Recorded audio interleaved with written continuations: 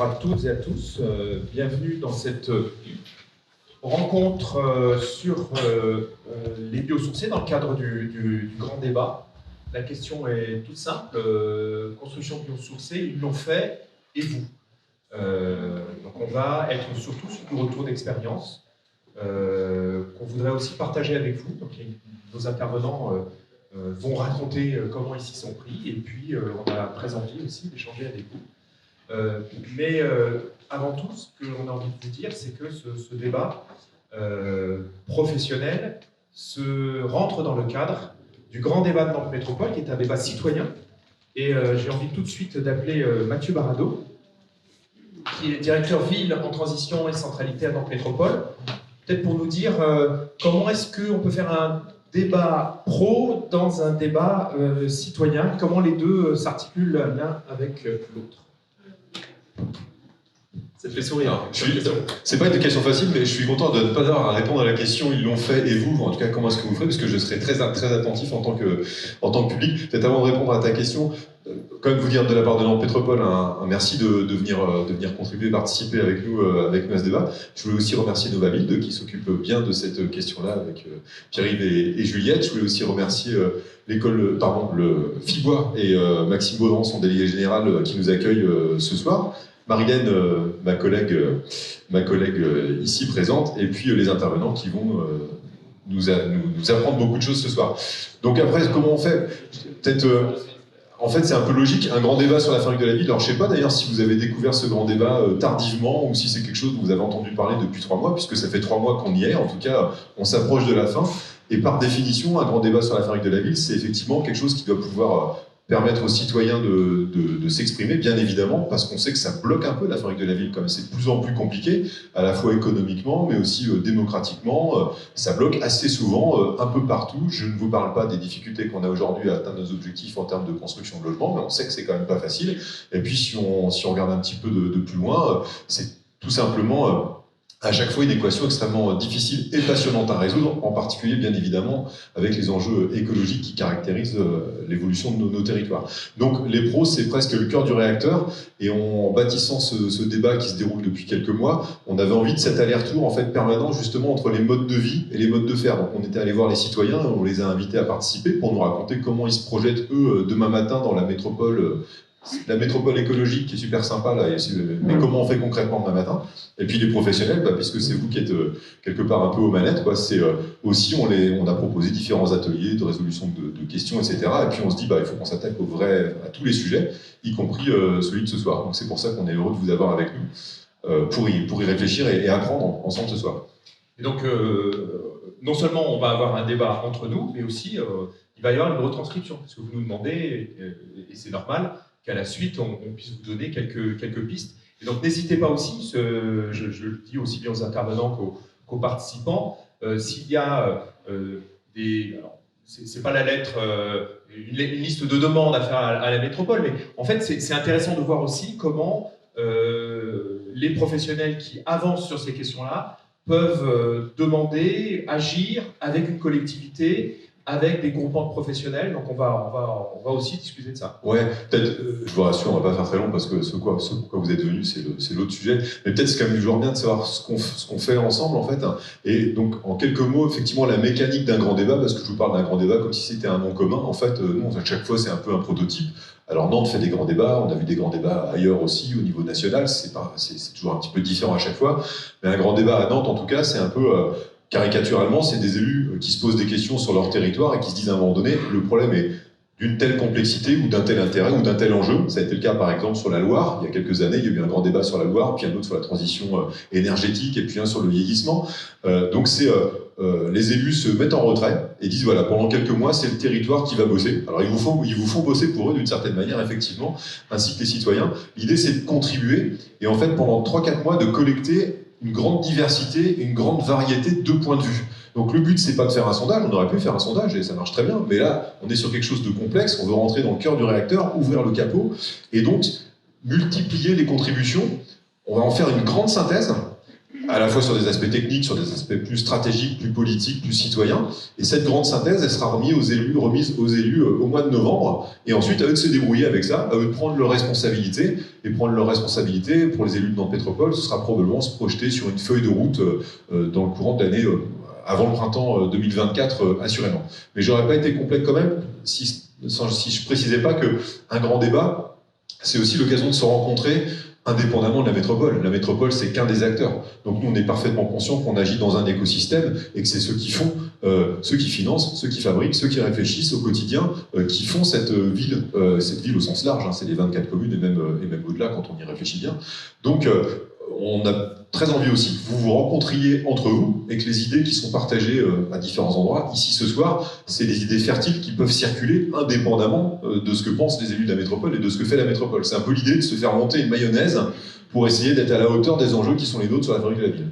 Parfait, et on peut prendre date, vraisemblablement à l'automne ou à l'hiver, on se reverra pour parler des aspects qui concernent les professionnels dans les décisions qui auront été prises par les élus dans cette métropole. Ce serait très bien. Donc merci beaucoup Mathieu. Merci. Et on va poursuivre tout de suite. Alors c'est vrai que je ne me suis pas présenté, Pierre-Yves Legrand, directeur de Novamid.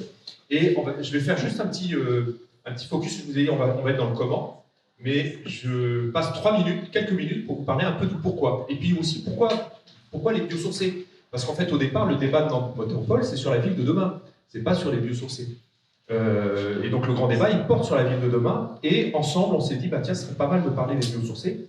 Et donc pour des gens qui ne sont pas forcément professionnels de la construction, c'est intéressant de raconter qu'on est rentrés tous dans une démarche qui est très engageante, on pourrait presque dire à marche forcée, en tout cas pour les bâtiments neufs, il y a des réglementations qui mettent en œuvre la COP21. Alors on a tous cru au moment où la COP21 avait été adoptée, à la fois qu'il y avait un engagement volontaire immense et que tout le monde allait y aller tout seul et que ce serait formidable. Et en même temps, on se disait jamais il y aura de réglementation qui viendra faire diviser par 4 et pour notre secteur par 5 le poids carbone d'ici 2030. Puis 2050. Et puis on s'est tous dit, bon, 2050, on va tous s'y mettre en 2049, et comme d'habitude, hein, et tout ira bien. Je pense que les pouvoirs publics se sont rendus compte qu'on allait tous pas trop jouer le jeu. Et donc, depuis maintenant quelques mois, nous avons sur le neuf une réglementation qui va jouer par palier. Et on en reparlera sûrement tout à l'heure, mais on démarre en 2023 où on fait le calcul carbone et il y a de quoi être fier, je le dis pour les gens de la construction, parce qu'en fait, les autres secteurs ne sont pas engagés encore de ce point de vue-là. On est le premier secteur à pouvoir offrir à ses clients, pour des bâtiments neufs, un carbon score, c'est-à-dire le poids carbone de l'ouvrage vu sur une cinquantaine d'années, et on en connaît le poids. Et à partir du moment où on a fait le calcul du poids, on ne fait pas le calcul pour le plaisir, hein, c'est que tous les 3 ans, un petit coup, on va rebaisser de 10, 15, 20%, et on rebaisse le poids carbone.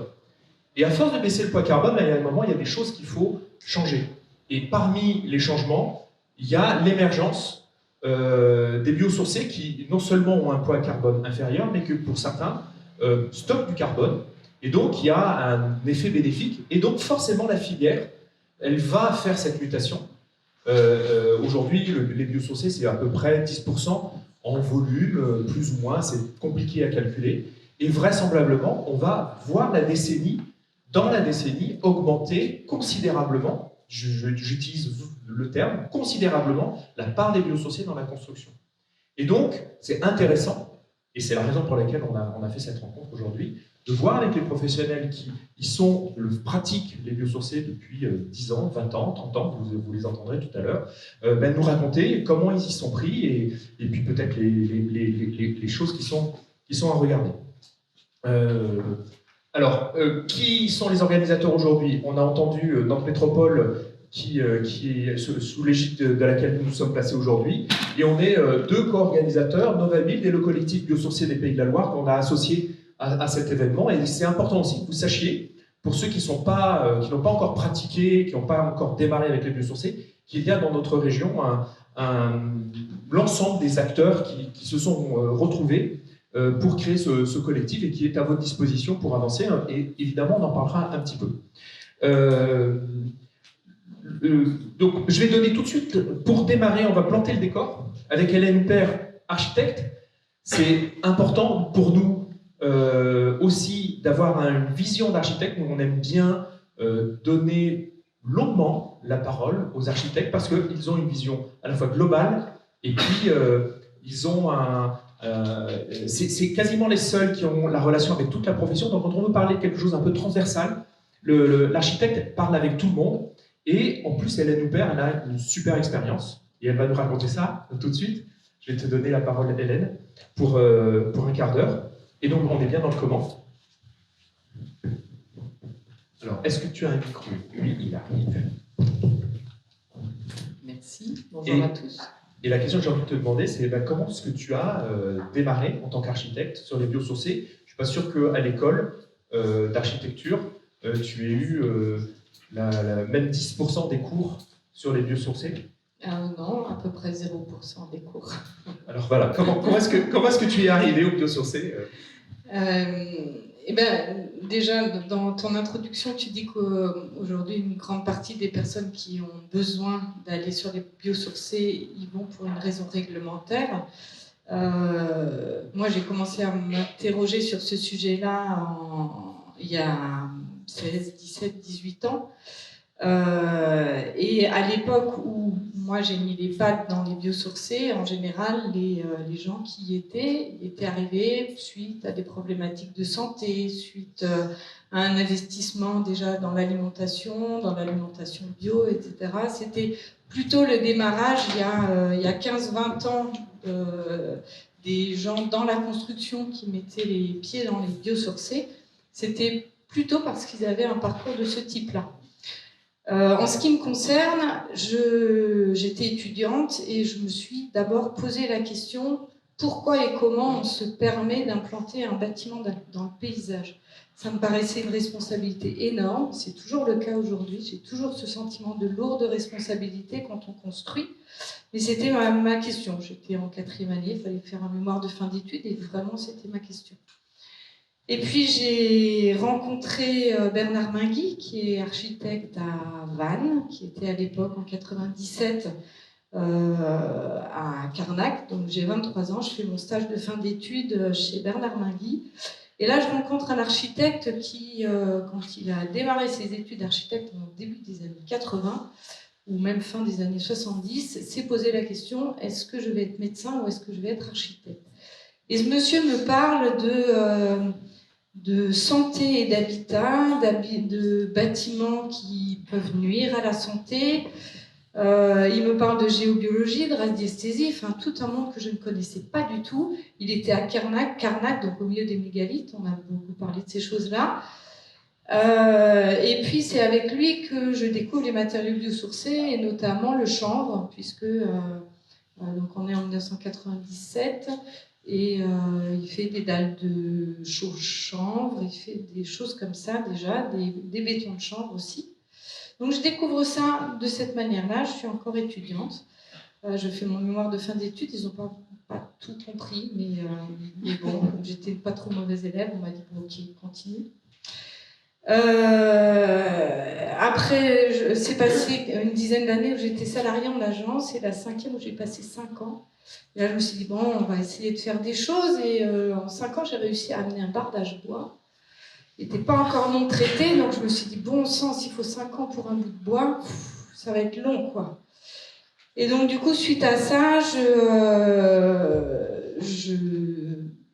me dis qu'il va peut-être falloir prendre son sac à dos pour aller vers les matériaux biosourcés et puis construire d'une manière qui me semblait plus en adéquation avec ce que j'avais découvert là. Donc en 2007, c'est à 16 ans, je démarre mon activité. Oui, c'est gentil de zapper pour moi parce qu'en fait, je ne sais pas faire deux choses en même temps. C'est pas vrai. Donc j'arrive ici, j'arrive sur Nantes, je ne suis pas du secteur, donc je n'ai pas de contact d'artisans, de professionnels de la profession, de manière générale. Et donc, je démarre, et au fil des rencontres et des projets, je tire le fil des matériaux biosourcés, ce qui est un monde tout à fait passionnant, parce que ça m'amène à me questionner, me re-questionner, et j'en suis toujours là aujourd'hui.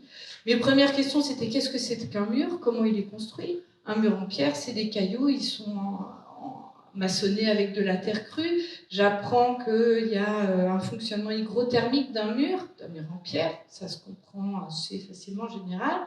Et puis je suis venue sur le bois, alors je dis, alors si un mur en pierre ça fonctionne, est-ce qu'un mur en bois ça fonctionne aussi? Comment il est fait? Quelles couches existent sur un mur en bois? On tire le fil de ces couches. Il y a des couches qui isolent pour qu'il fasse plus chaud ou moins froid l'hiver. Il y a des couches qui isolent pour faire du confort d'été. Il y a des couches qui permettent de réduire la vapeur d'eau. Il y a des couches qui contreventent. Enfin, voilà, il y a des couches qui font de l'esthétique.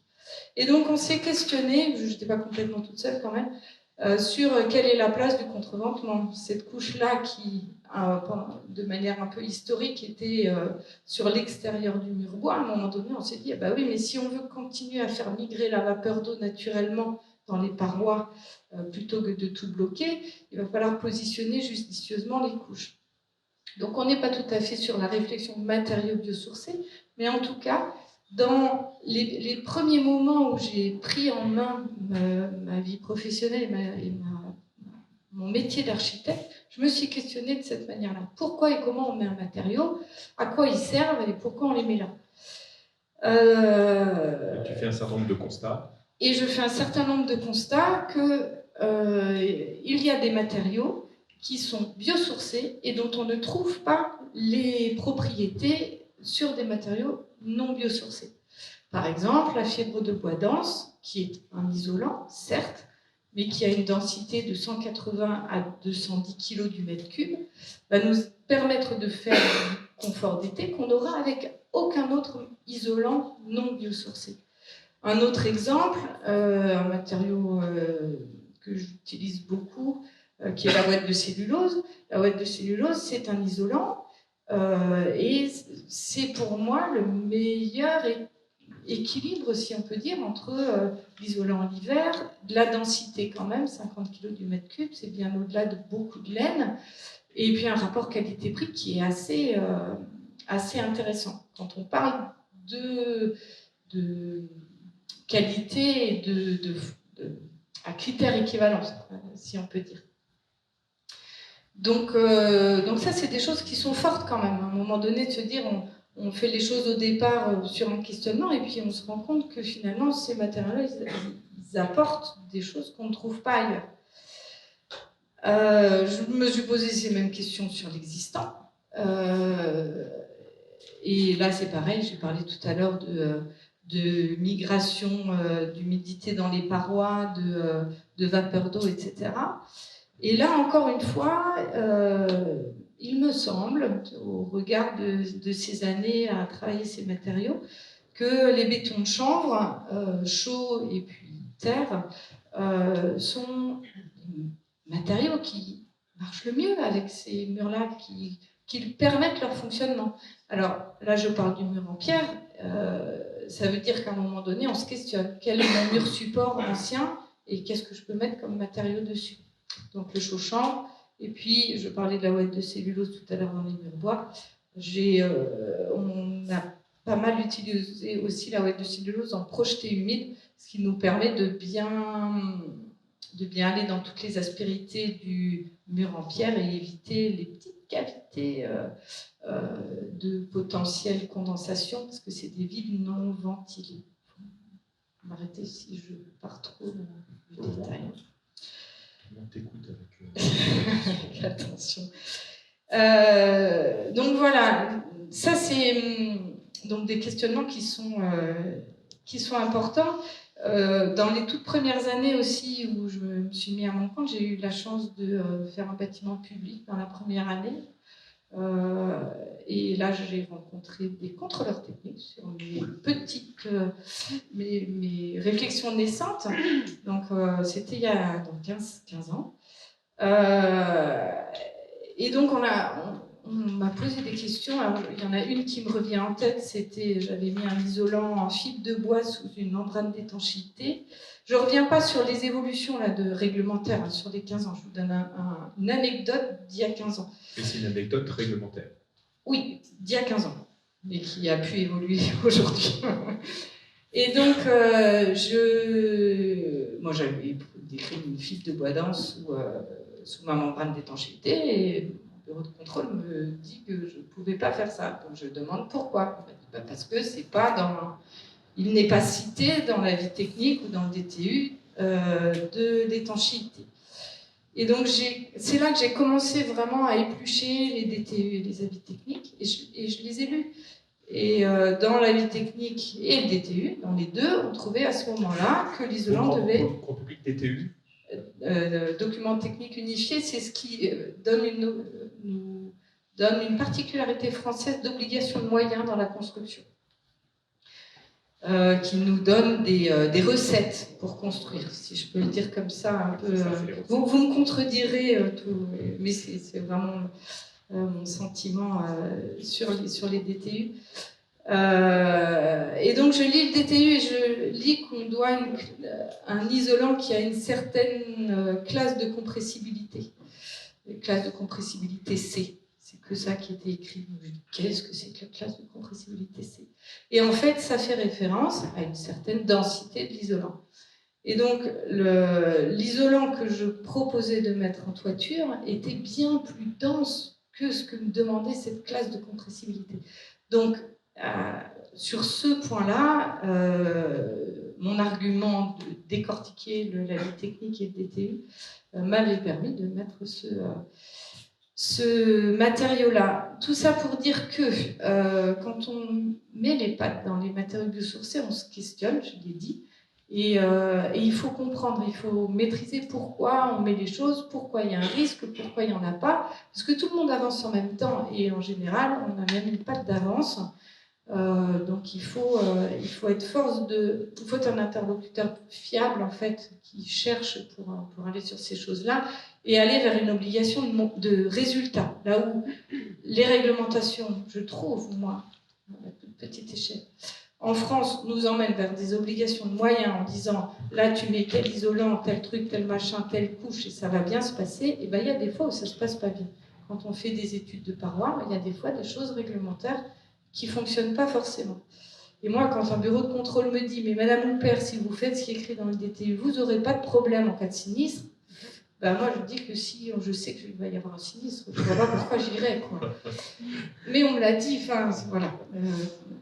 Donc voilà, un petit mot sur l'obligation de résultat quand on met les pieds dans les matériaux Alors maintenant, c'est quasiment 20 ans d'expérience. Quelle perspective? Comment est-ce qu'on essaye de voir un petit peu plus loin? Alors, les deux éléments principaux qui sont sur ma table en ce moment, que je travaille et que je construis, parce que j'ai besoin de comprendre des choses avant d'y aller, c'est l'utilisation de la terre dans la construction et le réemploi. C'est vraiment deux perspectives là, pour moi, pour les 2 ans qui viennent. Il faut qu'on y aille beaucoup plus. Pourquoi? Parce que je vous dis que je suis toujours dans une recherche de démarche et de comprendre pourquoi et comment on utilise un matériau. L'industrialisation des matériaux, des procédés de construction avec les matériaux biosourcés amène la possibilité d'utilisation des matériaux biosourcés au plus grand nombre. Je pense que c'est toujours important de se questionner. On parle de carbone, de bas carbone, etc., de savoir d'où viennent les matériaux, ça me semble important. Et la terre, elle est sous nos pieds, elle est toujours à proximité, c'est un déchet. Donc pour moi, il y a vraiment un impératif à se questionner sur ce matériau-là qui est à proximité. Et pareil, tout ce qui est... je vais bien sûr pas juste après, je finis avec la terre. Donc c'est un matériau qui est à proximité, qui va répondre à beaucoup de fonctionnement et de ce qu'on attend des matériaux dans la construction en termes de confort, d'hygrothermie, etc. Qu'est-ce que je voulais dire? La terre, oublié, il va revenir. Sinon, tu voulais parler du réemploi. Voilà, merci, je vais revenir sur la table, ça va me revenir. Parce que oui, si, pardon. Ça y est, c'est revenu. C'est revenu. Le fait d'aller sur ces matériaux-là et de les entrevoir en local, ça nous emmène aussi vers une valorisation du savoir-faire. C'est qu'à un moment donné, il me semble important dans le bâtiment de ne pas forcément chercher à industrialiser les choses pour gagner de la main-d'œuvre, mais de mettre plutôt les sous dans la main-d'œuvre pour garder un savoir-faire local et de pouvoir faire les choses. Donc je pense que je dis pas qu'il faut faire que ça. Je dis que c'est important de le garder, de le promouvoir et de le développer. Voilà. Et sur alors, le réemploi, c'est l'emploi. voilà, c'est ça.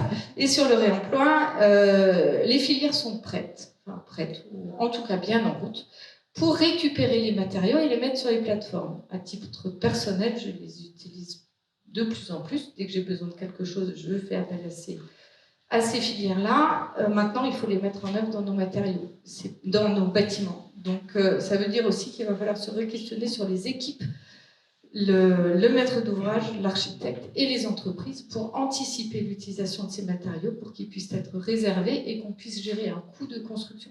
J'en dis pas plus, c'est vraiment mon objectif parce que je pense qu'il faut aller beaucoup plus loin. Tu parlais de 2030, de 2050. Je me dis que peut-être que c'est un moyen d'y aller. Mais comme je n'en ai pas l'expérience encore, j'en dis pas plus.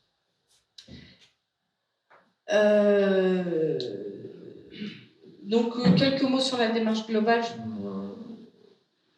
J'aime bien toujours revenir à ça dans ma façon de travailler. Je travaille toujours d'abord pour mes clients. Ça paraît peut-être idiot de le dire, hein, mais d'abord, je travaille pour l'individu, pour son plaisir, pour son confort, pour sa santé, pour son porte-monnaie. Donc ça, c'est important.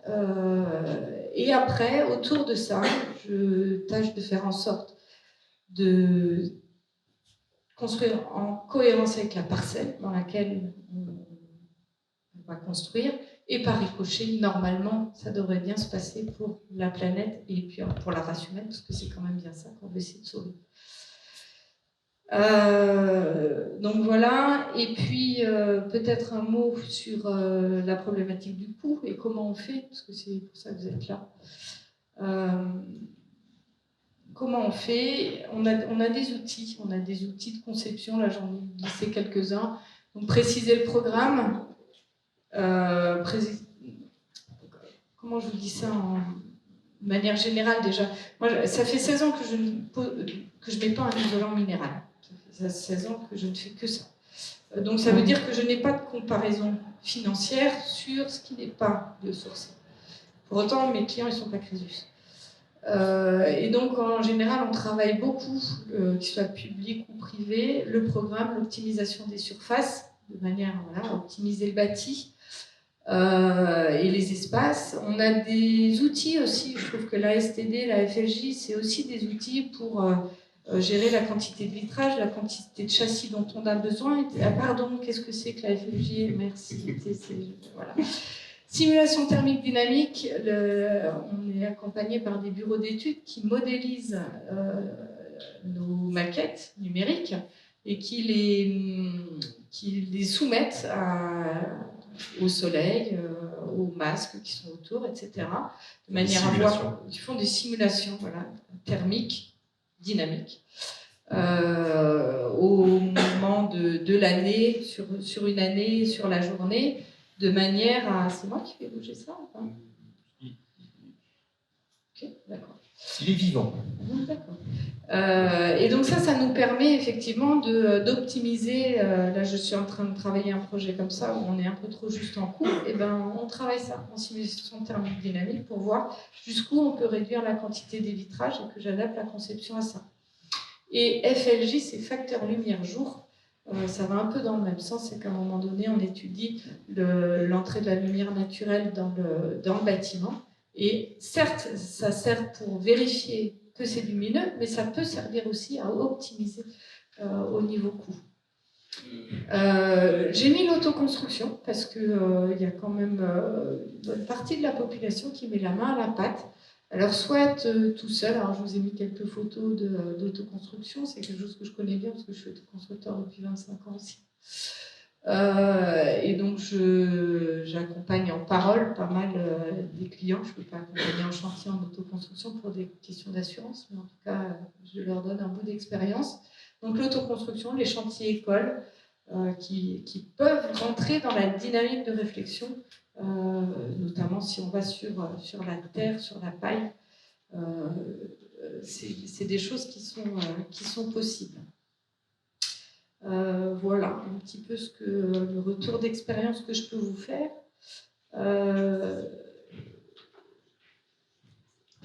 Je pense que... Est-ce qu'on applaudit Hélène Huppert? On y va?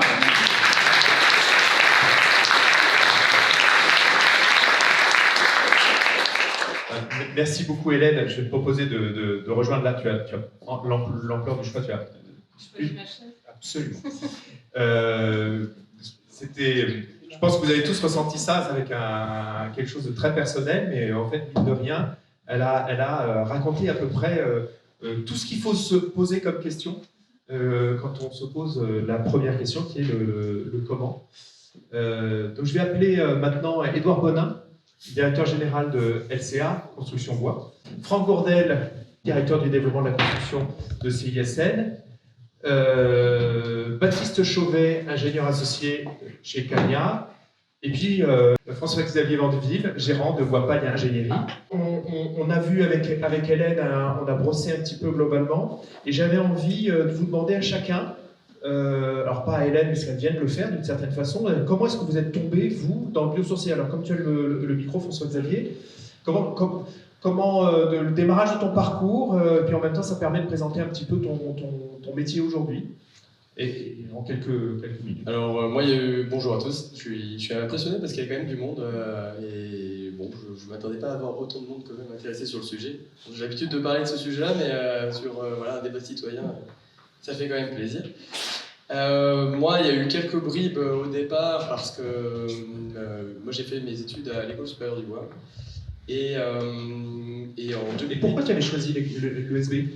Et pourquoi? Alors, c'était au départ, j'avais envie de sauver la planète déjà. Et je m'étais dit, je vais aller sauver l'Amazonie. Puis après, je suis allé effectivement en Amazonie et je me suis dit, bon, peut-être raté de ce côté-là. Donc, on va faire autrement. Et j'avais aussi l'envie de travailler plus localement. Et donc en 2008, j'avais animé aussi une conférence qui s'appelait Bâtir 2050. Donc on voit bien qu'on y est, on y est maintenant. Enfin, on est un peu au pied du mur. Et tout au long de ma carrière, alors j'ai fait mes armes dans des entreprises de charpente avant de monter le bureau d'études, mais ça a été un peu aussi le fil rouge, amener, comme disait Hélène, le biosourcé dans les entreprises. Moi j'ai fait ma propaille. Ça a été une condition aussi C'est quoi une propaille? Une propaille, c'est une formation pour apprendre en gros comment construire avec la paille. Il y a un référentiel qui s'appelle les règles professionnelles de construction paille qui ont été éditées en 2012. Donc on voit bien, voilà, ça fait 11 ans. C'est ouvert à des ingénieurs bois, ça peut être ouvert à qui? C'est ouvert à tout le monde. Venez nombreux. Mais en gros, on en parlera peut-être un peu après, mais ça amène en tout cas les points de vigilance pour tout ce qui va être relatif au biosourcé, hein, lié à l'eau, lié au feu, lié à plein de choses, et vraiment garantir la pérennité du bâti. Et donc voilà, j'avais mis le doigt il y a très longtemps dedans, et puis... Alors, comment est-ce que tu as ouvert un bureau? Comment est-ce que tu es passé du bois à un bureau d'études? Du coup, pour ma propaille, moi je l'ai passé il y a 10 ans. Quoi. Donc, je l'ai faite, même quand j'étais en entreprise, j'avais amené aussi ces sujets-là.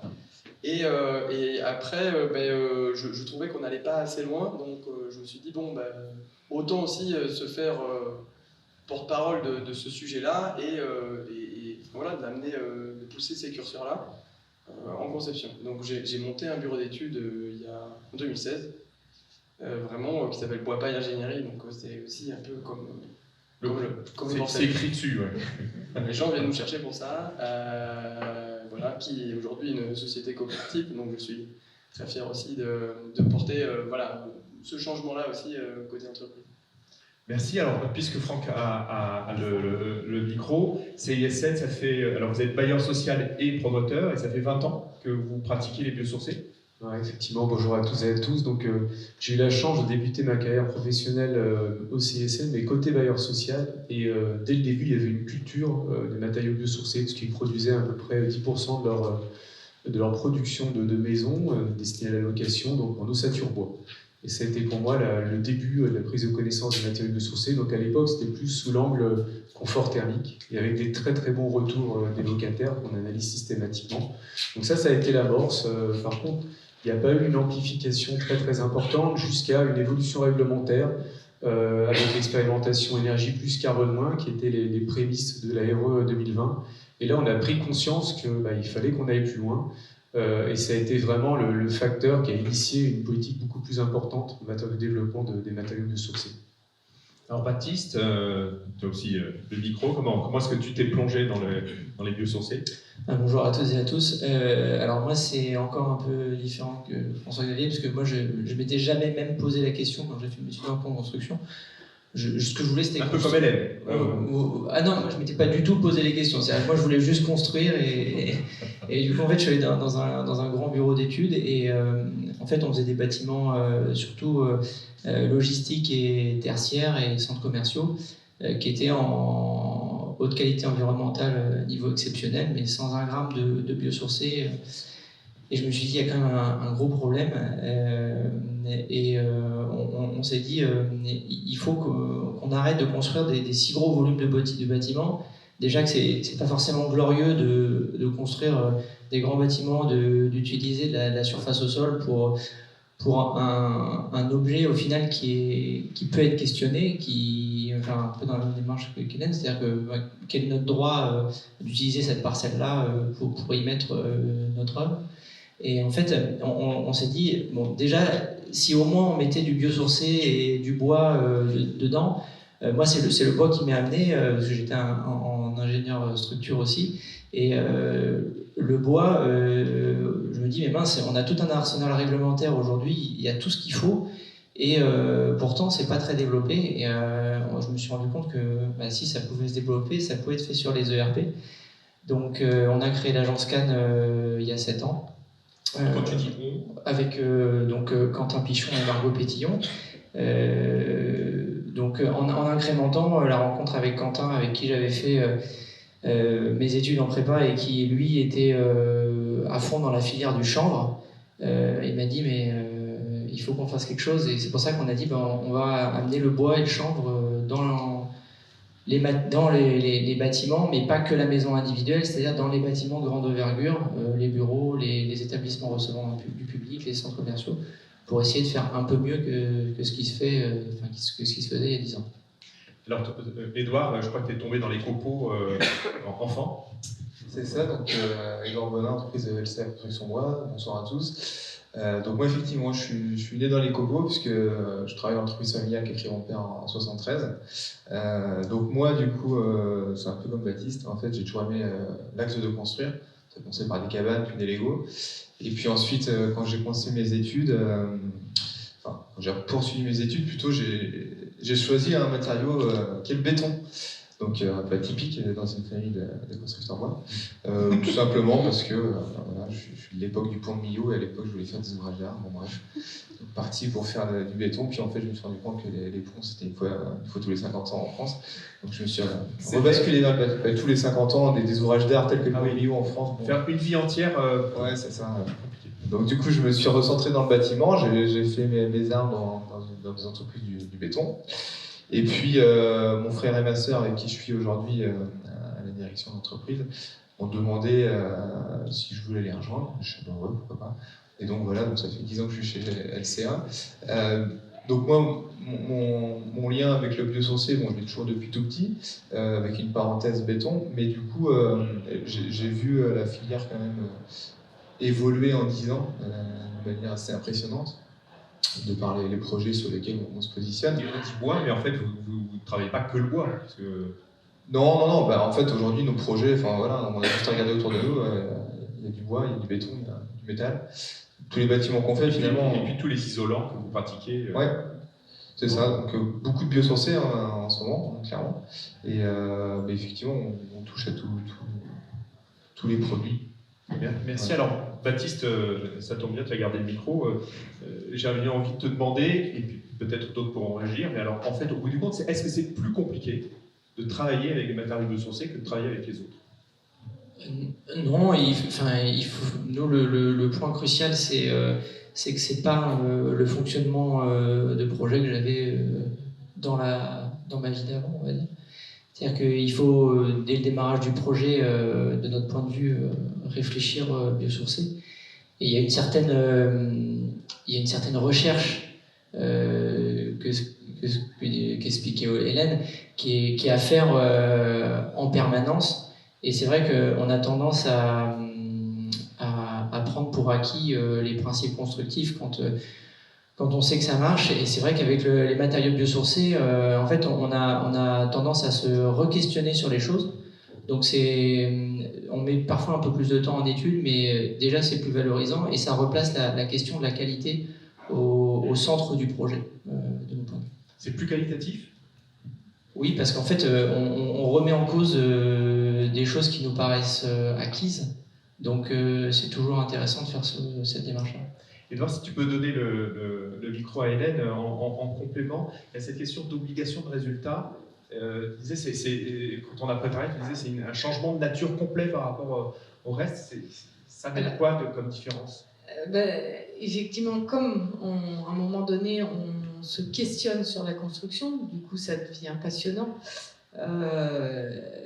Et on se demande pourquoi on fait les choses. Et si on fait les choses, c'est pour arriver à un résultat, pour ne pas avoir de sinistre, pour que ça tienne, pour que ça isole, et pas juste pour se dire j'aurai pas de soucis, on baisse les oreilles et puis j'ai fait ce qui était écrit dans le bouquin en fait.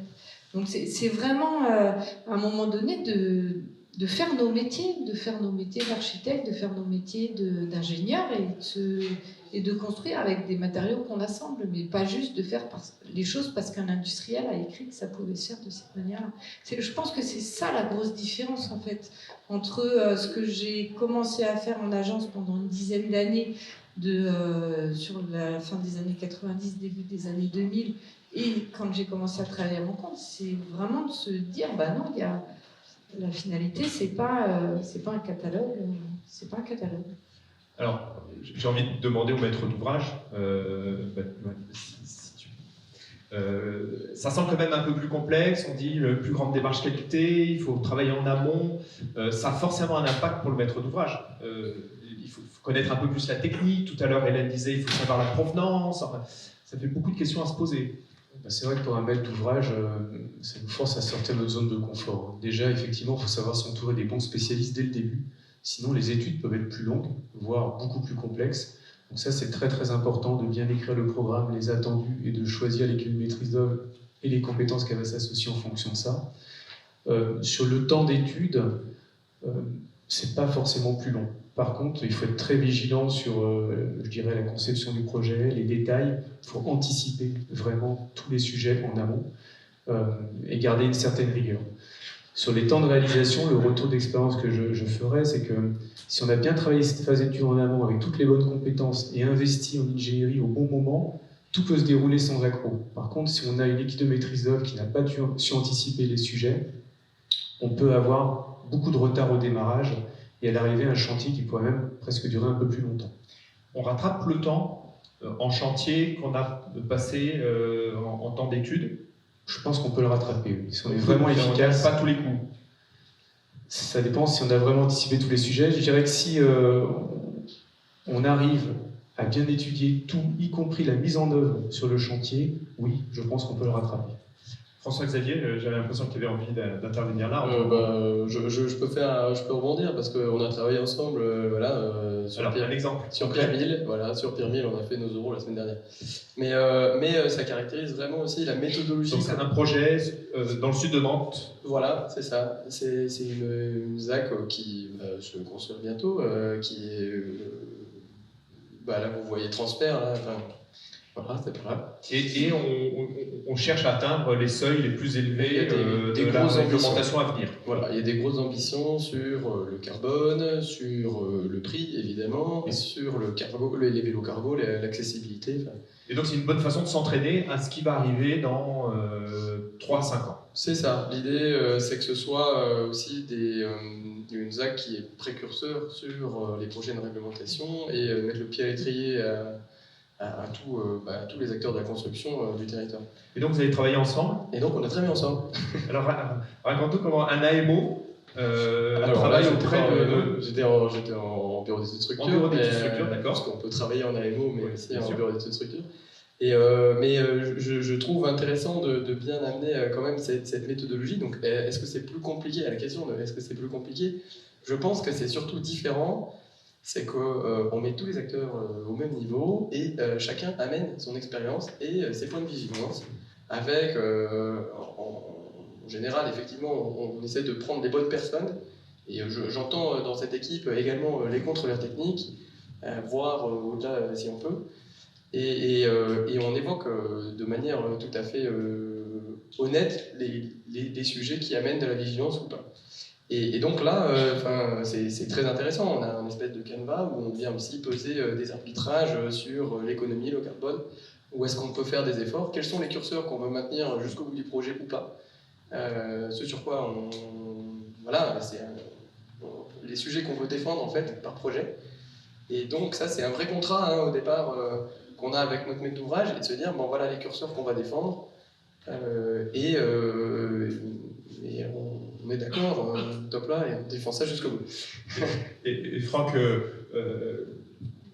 on fait des choix, on ne peut pas tout emmener, on ne peut pas tout prendre, on ne peut pas...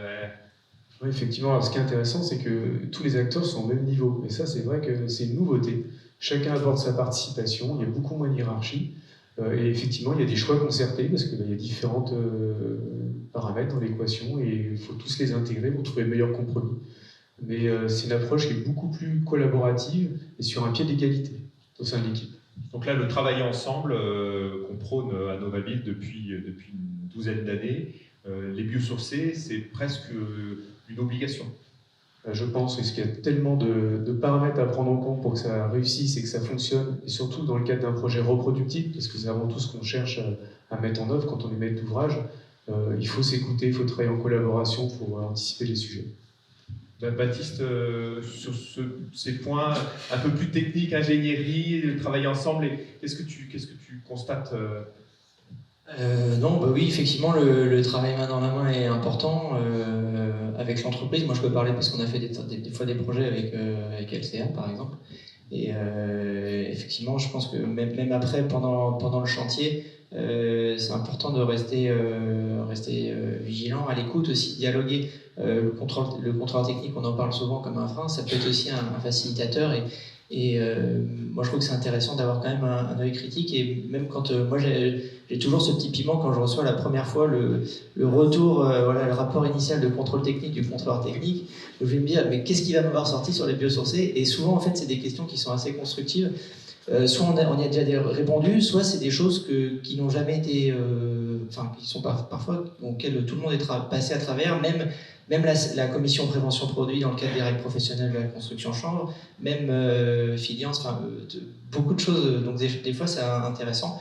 Et puis sur la question des études aussi, c'est vrai que ça oblige vraiment à recentrer, quand on disait travailler au bon moment, c'est vraiment dès le démarrage de l'esquisse où je pense qu'il faut commencer à mettre des forces vives plus que ce qu'on pouvait faire auparavant. Franck, si tu veux donner le micro à Hélène, parce que Hélène avait envie de nous dire qu'on ne peut pas remplacer un matériau on va dire, classique par des biosourcés, comme ça. Tout à fait. Là, on a un petit résumé, mais je voudrais que tu nous fasses le petit... Oui, je pense que de rentrer dans une démarche d'utilisation des matériaux biosourcés, ça va au-delà d'ouvrir un catalogue et de dire voilà, je vais remplacer celui-là par celui-là. J'ai expliqué tout à l'heure que c'était un peu la base de ma démarche, de savoir pourquoi on met lequel à quel endroit.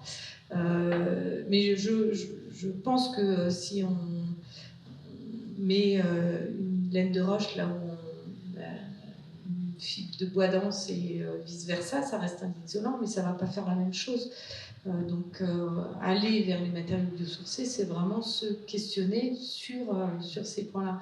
Et c'est sûr que l'équipe maîtrise d'œuvre, maîtrise d'ouvrage qui fonctionne bien, c'est que du bonheur en fait.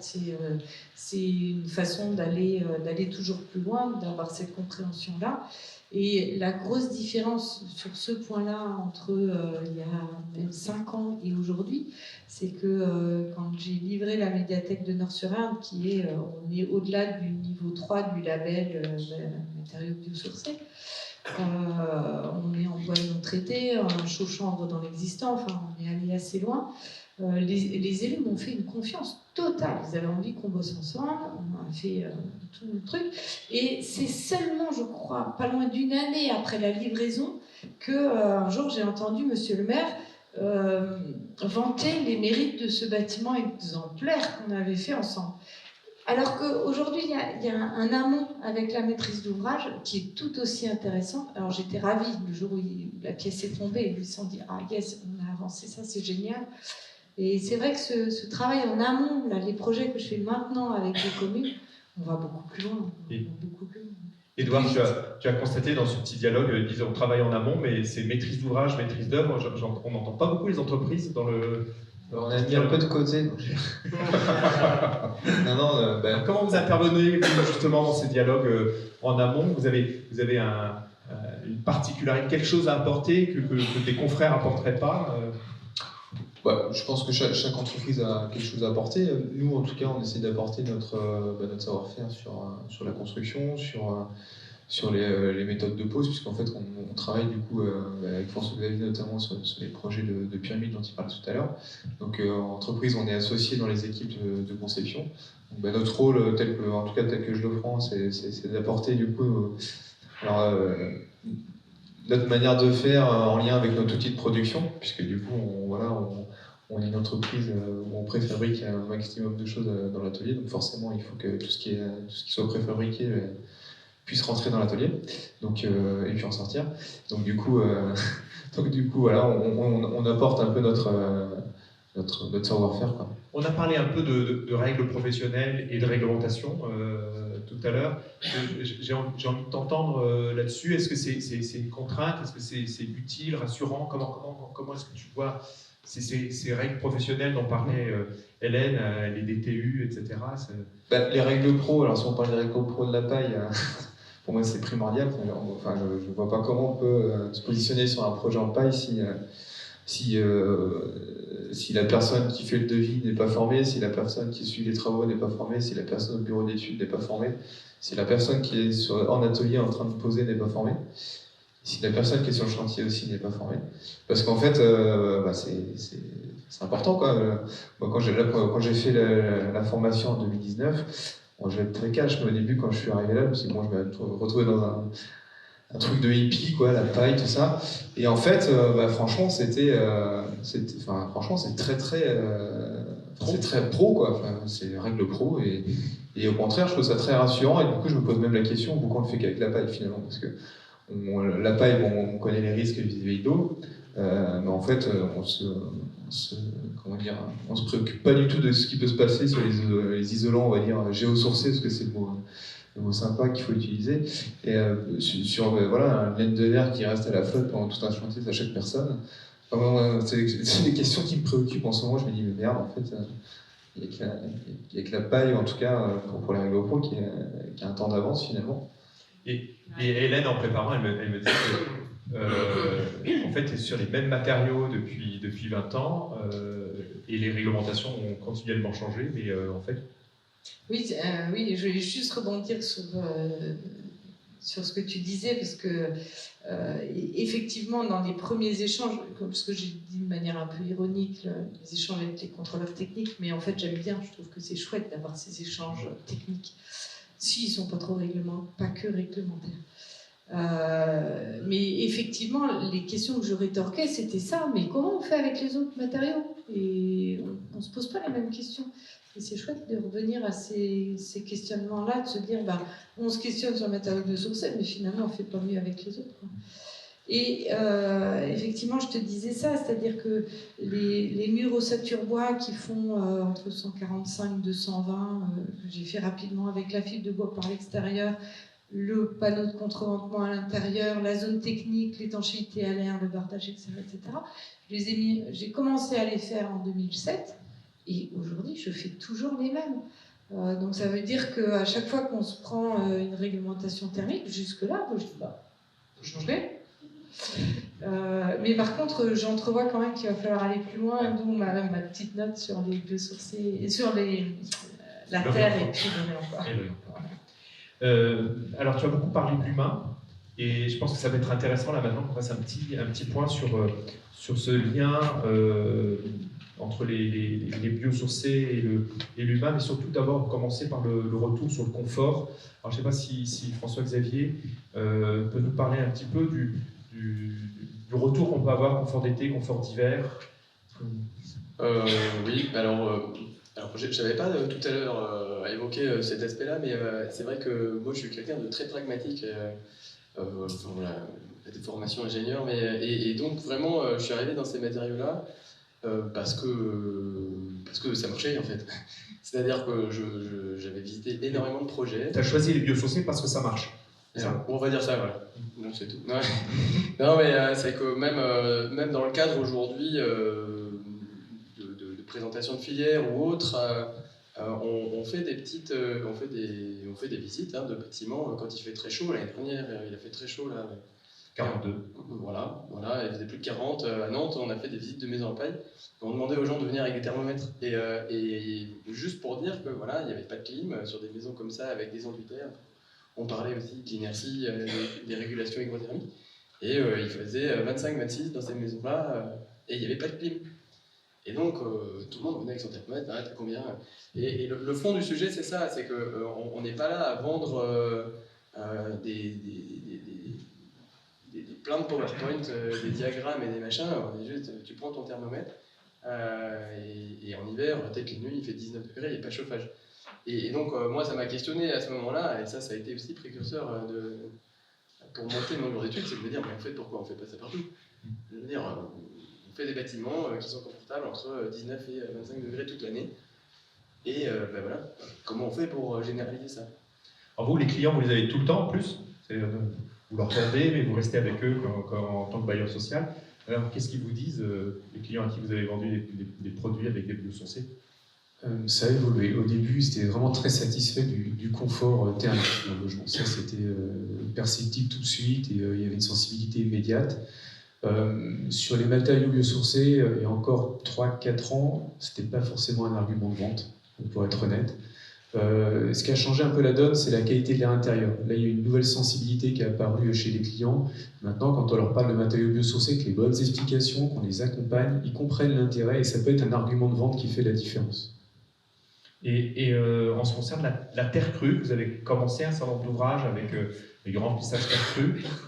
Effectivement, on a testé la terre crue. Alors, les clients sont entrés il y a 2 semaines. On n'a pas leur retour. Moi, j'ai les retours du maître d'ouvrage, du gestionnaire des bâtiments. Et les gestionnaires qui sont assez conservateurs, parce qu'ils n'aiment pas trop prendre des risques, parce qu'ils voient souvent des sinistres, il faut le reconnaître, sur des matériaux qui ne sont pas forcément biosourcés, même le plus souvent.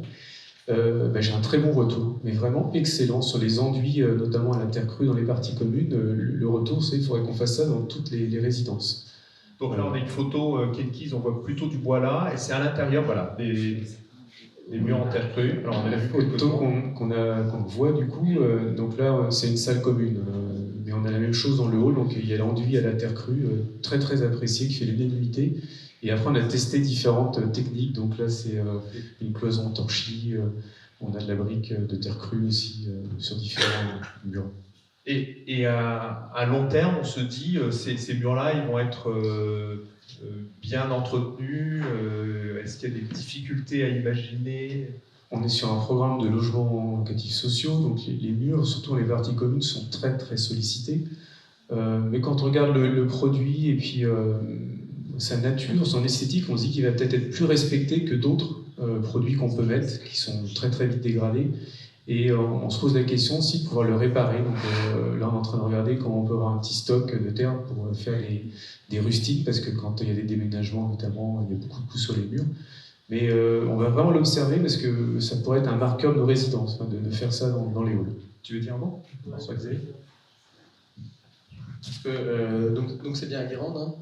Voilà. C'est ça, c'est la Guérande, capitale mondiale de la terre crue. Mais parce que bon, enfin, je pense que c'est Maisonneuve, hein. Parce que j'appuie un peu là-dessus parce que. Est-ce que tu peux mettre le micro un peu Est-ce que voilà. vous m'entendez au fond? Là, super. Bon, Paris, c'est beaucoup mieux, voilà, je vous entends.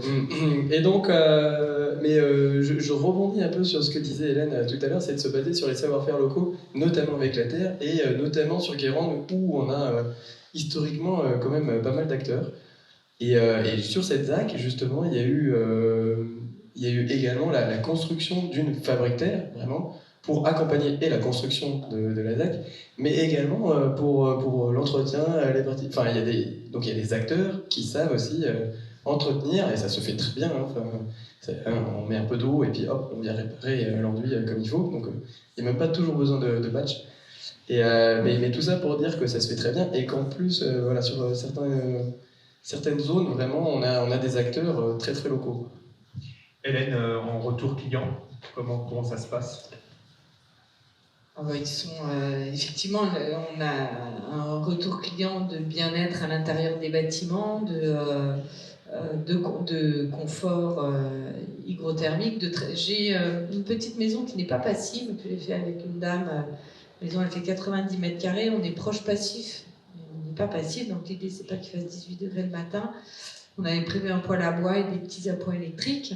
Et puis le poêle à bois, c'était aux périodes délai pas possible pour l'avoir, donc l'hiver est passé, elle n'avait pas son poêle.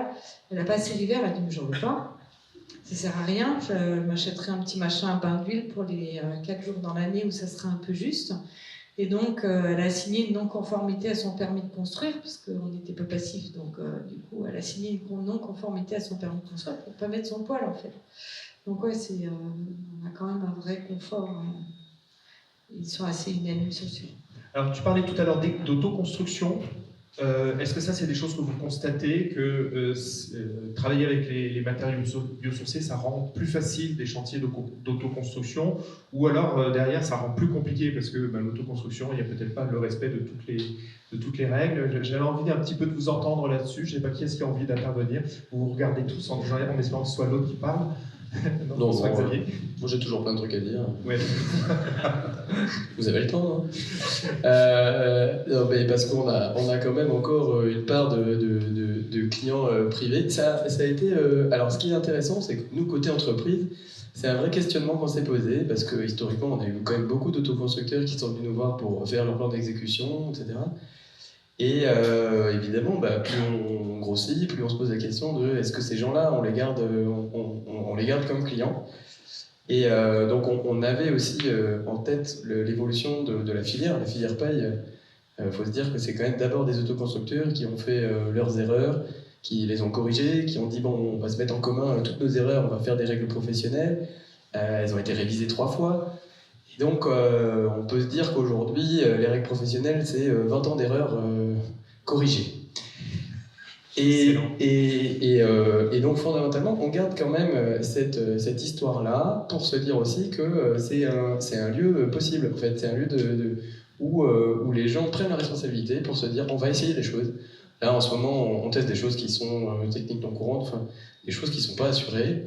Parce que les gens prennent la responsabilité, et nous aussi, et on utilise des panneaux de paille comprimés, par exemple, on utilise des pieux bois battus, on utilise du roseau, on utilise du bambou, et en fait, c'est vraiment, pour nous, un espace possible, où on est beaucoup moins contraint que dans des bâtiments publics, que dans du logement collectif, et on voit aussi que c'est souvent par là qu'on amène des petites pierres pour faire changer les choses et pour construire le bâtiment de demain. Donc, de ce que je vois, c'est évidemment, ça permet aux gens de vraiment prendre part à leur construction et quand même de faire des économies. Mais pour nous, côté bureau d'études, c'est un vrai enjeu, finalement, d'expérimentation. Baptiste, on a évoqué à l'instant un petit peu le travail avec les filières. On passe sur un autre sujet, mais c'est toujours aussi l'humain. Quand on rentre, on se dit tiens, on va faire quelque chose avec la paille. Ça veut dire quoi de travailler avec les filières? Parce que c'est des mots qu'on entend. Ah oui, est-ce que tu as commencé à travailler avec les filières? Et ça me paraît un peu obscur, et j'ai envie de comprendre ce que ça veut dire. Alors moi sur la paille je connais un peu moins, mais c'est vrai que c'est toujours compliqué de vouloir avoir des bottes de paille au mois de janvier, parce que il faut s'adapter aussi la ressource à l'endroit, et donc du coup nous on essaye d'anticiper. Nous on travaille beaucoup. On prend un projet concret nous on travaille beaucoup avec le béton de chanvre à l'agence. Et aujourd'hui, en fait, on se rend compte que il y a une réelle demande, puisque pour donner un ordre de grandeur, la surface de chanvre en France, elle est presque descendue en dessous des 9000 hectares dans les années 80. Et aujourd'hui, on est remonté à 16 000 hectares en 2010, et là aujourd'hui, on est à 20 000 hectares. Donc aujourd'hui, la ressource, elle augmente aussi en fonction du besoin. Et ce qui est très très bien, c'est qu'en fait, sur la paille, sur le chanvre, sur le bois, c'est un petit peu plus long la croissance, mais globalement, on est sur des plantes qui sont annuelles. Donc, il faut se dire qu'en fait, on a une ressource qui est très facilement disponible si on anticipe un peu les choses. Anticiper les choses, c'est effectivement travailler avec les entreprises, travailler aussi avec les fournisseurs, voire les agriculteurs. Alors, peut-être Edouard me regardait à l'instant, mais vous avez travaillé sur le plus gros, le plus important lycée en France, même le plus grand bâtiment en France incorporant de la paille. Au monde. Non, ça a été sur le moment du chantier. Non, Il y en a à Clermont-Ferrand, mais suivant le calcul. Il compte pas. Il compte pas. Non, mais à 3 bottes de paille près, voilà, les deux en premier. Comment est-ce que vous avez procédé, toujours dans cette relation avec les filières? Comment est-ce que le maître d'ouvrage a procédé pour avoir la quantité disponible? Est-ce que, d'ailleurs, tu peux nous dire combien il y a eu besoin de... Il y avait un peu moins de 4000 m² de mur en paille pour le lycée. Lycée d'Esnay en Vendée. Comment on a fait? Pour nous, ça a été très simple, puisqu'en fait, on a bénéficié du maître d'ouvrage qui est la région qui avait lancé un appel d'offres spécifique pour l'approvisionnement de la paille. En gros, ils ont acheté la paille à part. C'est ça. Et un an avant. Je devais voir 6 mois, un an avant. Un an avant, voilà. Pour pouvoir laisser le temps de récolter, de semer, et éventuellement les risques du coup liés à... Et donc, quand vous avez eu besoin dans vos ateliers d'incorporer la paille dans vos cadres, ouais. Elle était disponible. C'est ça. Donc nous après, ce qui se passe, c'est qu'on fait livrer sur notre site des smearworks de paille. On les stocke, puisque la paille, il faut bien la stocker, il faut se ventiler. Donc on a juste un stock tampon, parce que voilà, ça prend quand même beaucoup de place. Et puis on pose la paille dans nos murs. On contrôle la paille, en suivant les règles pro, voilà, de taux d'humidité et puis le reste volumique. Et puis ensuite, on l'intègre dans nos murs.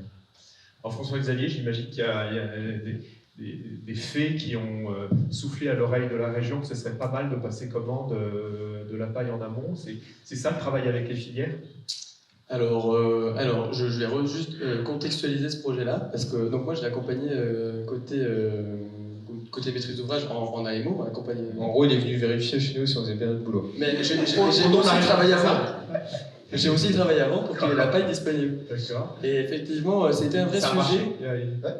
C'était bon. On a eu des petits échanges. On est en perpétuelle amélioration. On reste à ça. Et non, mais c'est très riche en fait comme échange, parce que nous on se nourrit de leur expérience, eux et ils ont des bonnes astuces. Nous on leur amène aussi des bonnes astuces, puis en fait c'est constructif. C'est comme ça aussi qu'on arrive sur des vraies belles réalisations. Reprenons un maître d'ouvrage à un projet ambitieux. Donc là 2018. Ouais, c'est vrai que ce projet-là, alors à l'époque, on avait aussi moins de producteurs. Aujourd'hui, on a des producteurs de paille qui peuvent fournir, donc quelle que soit la saison, est-ce que c'est souhaitable ou pas, mais en tous les cas, ils peuvent fournir une palette de paille le lundi matin quand vous voulez. Et ça, à l'époque, on l'avait pas. Donc, on a un maître d'ouvrage qui nous dit, bon, on va mettre 1660 mètres cubes de paille à Esnay, en Vendée, pleine sécheresse. Moi, je lui ai dit, bon, bah là, demain, vous avez une demi-tonne de lisier dans votre bureau, puis moi aussi, côté filière. Donc, je lui ai dit, bon, on va pas faire comme ça de but en blanc, on va essayer quand même d'accompagner le projet et puis d'expliquer pourquoi c'est pertinent et pourquoi on va aussi approvisionner en amont. Sinon, vous n'aurez pas de réponse. Moi, tout le monde va m'appeler pour me dire comment on fait pour avoir de la paille, et je leur dirai, appelez votre maître d'ouvrage parce que c'est lui qui a trouvé la solution. Donc finalement, on a fait tout cet accompagnement-là, on est allé voir, on a fait des consultations publiques, on a travaillé avec les chambres d'agriculture aussi en Vendée, et donc les agriculteurs, ils ont eu de la paille cet été-là pour leur... Eh ben non, en plus, bon, évidemment, réunion publique, tout le monde m'attend avec une fourche. Je suis pas brûlé. Et donc, ce qui se passe, c'est que 2018, grosse sécheresse, et les 3/4 de la paille de Vendée viennent d'Espagne. Quoi. Donc, évidemment, on vient nous dire, attendez, la paille, vous allez mobiliser de la paille pour mettre dans un bâtiment public, alors que vous enlevez la paille de nos agriculteurs. On a eu le droit un peu à tout, et il s'avère que avec les chambres d'agriculture, déjà, on démine un peu le sujet en se disant que la paille qui est produite en Vendée, aujourd'hui, elle partait aux États-Unis. Elle partait en Hollande et en Belgique pour finir les cycles de méthanisation, et que tout était vendu en avril-mai, avant les récoltes, que quand eux se positionnaient un peu trop tard, en gros, il y avait quand même des problématiques. Donc, bon, évidemment, ça a été un premier sujet. Et le deuxième, c'était de dire, attendez, on est en train de construire un bâtiment qui est extrêmement structurant pour les 50 prochaines années, on le fait quasi passif, et 1660 mètres cubes, ça représente la consommation d'une exploitation de 70 vaches sur les 3650 que compose la Vendée. Les 3650 exploitation pas 3600. bovine que compte la Vendée, juste pour se remettre en lumière. En fait, dit autrement, la disponibilité, et plus globalement, c'est pour tous les biosourcés, la disponibilité des matériaux est assez large aujourd'hui. La disponibilité est assez large. On a fait un très gros travail aussi depuis, vraiment de vulgarisation sur aussi les quantités disponibles. Il y a des petits flyers que je vous invite à... Il n'y en a pas beaucoup, vous allez vous battre. Mais ils existent aussi en format numérique. Ils existent aussi en format numérique, on pourra les transférer sans problème. Et je crois que je l'ai bien dit, mais on a beaucoup travaillé sur cette question-là justement pour se dire oui, c'est possible. Et c'est un stock qui est absolument infime. Nous, on a estimé là, avec l'agriculture vraiment que 1%, voilà, juste comme ça, 1% de la paille ligérienne, on pourrait construire 10% des constructions en Pays de la Loire. Juste pour se dire quoi. Et on a aussi, voilà, on a énormément de disponibilité quoi. Donc tout ça pour dire qu'aujourd'hui l'approvisionnement c'est beaucoup moins un sujet que lorsqu'on a construit le lycée d'Esnay. Et voilà, maintenant on va aussi probablement régulariser ça. Il y a des fournisseurs, il y a des entreprises. Ça rentre presque dans un schéma classique. On va aller échanger avec la salle dans quelques instants. La perspective pour certains, puisque je disais tout à l'heure, on va avoir une sorte de mutation des matériaux dans la décennie qu'on est en train de vivre, avant la fin de la décennie.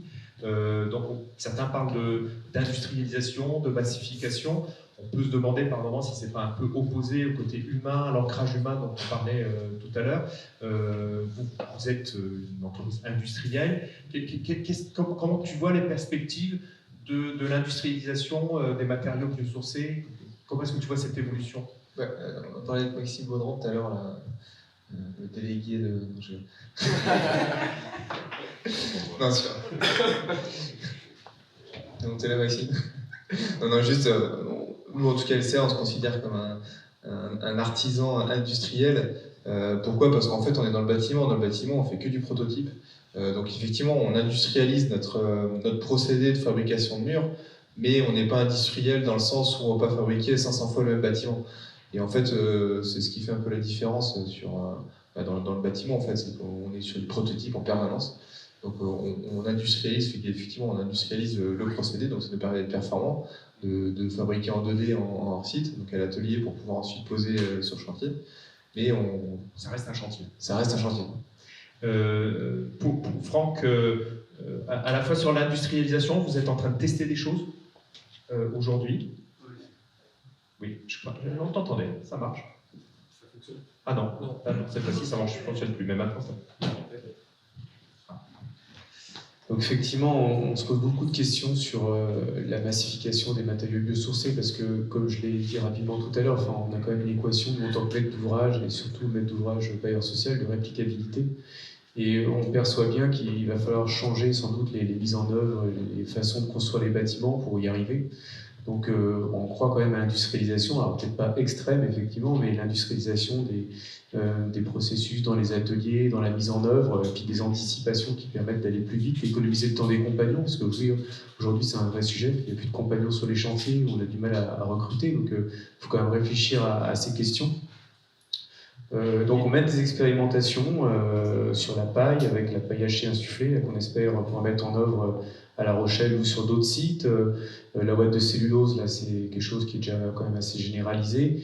Et le béton de chanvre. Le béton de chanvre, il faut être bien accroché parce que faut suivre l'évolution des règles techniques professionnelles. On suit ça très très attentivement pour un projet où on voudrait massifier l'utilisation du béton de chanvre à Nantes. D'accord. Alors, puisque tu as la parole, là, on a peut-être dans la salle des personnes qui n'ont jamais pratiqué les matériaux biosourcés, qui auraient envie. Imaginons un maçon, entreprise de maçonnerie, père en fils, depuis 3 générations, et qui se dit, là, il va falloir peut-être que je commence à ouvrir mon champ. Qu'est-ce que tu pourrais lui donner comme conseil pour répondre à un marché que vous lancez et s'il veut commencer avec des matériaux biosourcés? Pour le maçon, il y aura toujours une place, je pense, dans les projets. Enfin, il y aura toujours un lot maçonnerie, parce qu'on voit bien, il y a des contraintes parasismiques ou des ouvrages qu'on ne peut pas réaliser autrement qu'en béton, donc il aura toujours sa place.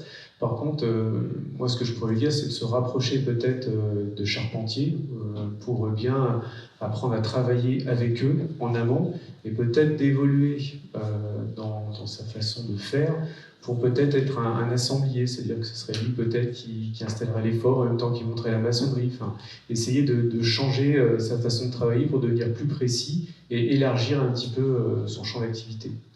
Et question à LCA, je suppose un peu comme dans toutes les entreprises en Vendée, vous recrutez des gens qui ne sont pas forcément de votre métier au départ. Oui, donc c'est un bon exemple pour des gens qui ont envie de travailler dans le bois ou dans d'autres matériaux biosourcés. Comment est-ce que vous faites pour accueillir des gens qui viennent de l'agroalimentaire ou de je ne sais quel secteur? Alors déjà aujourd'hui on recrute quand même 25 personnes, donc si jamais on a laissé une petite Toi aussi tu as des flyers là. boîte à CV. D'ailleurs c'est dans tous les postes, hein, que ce soit dans les bureaux, ateliers, chantiers, bureaux d'études.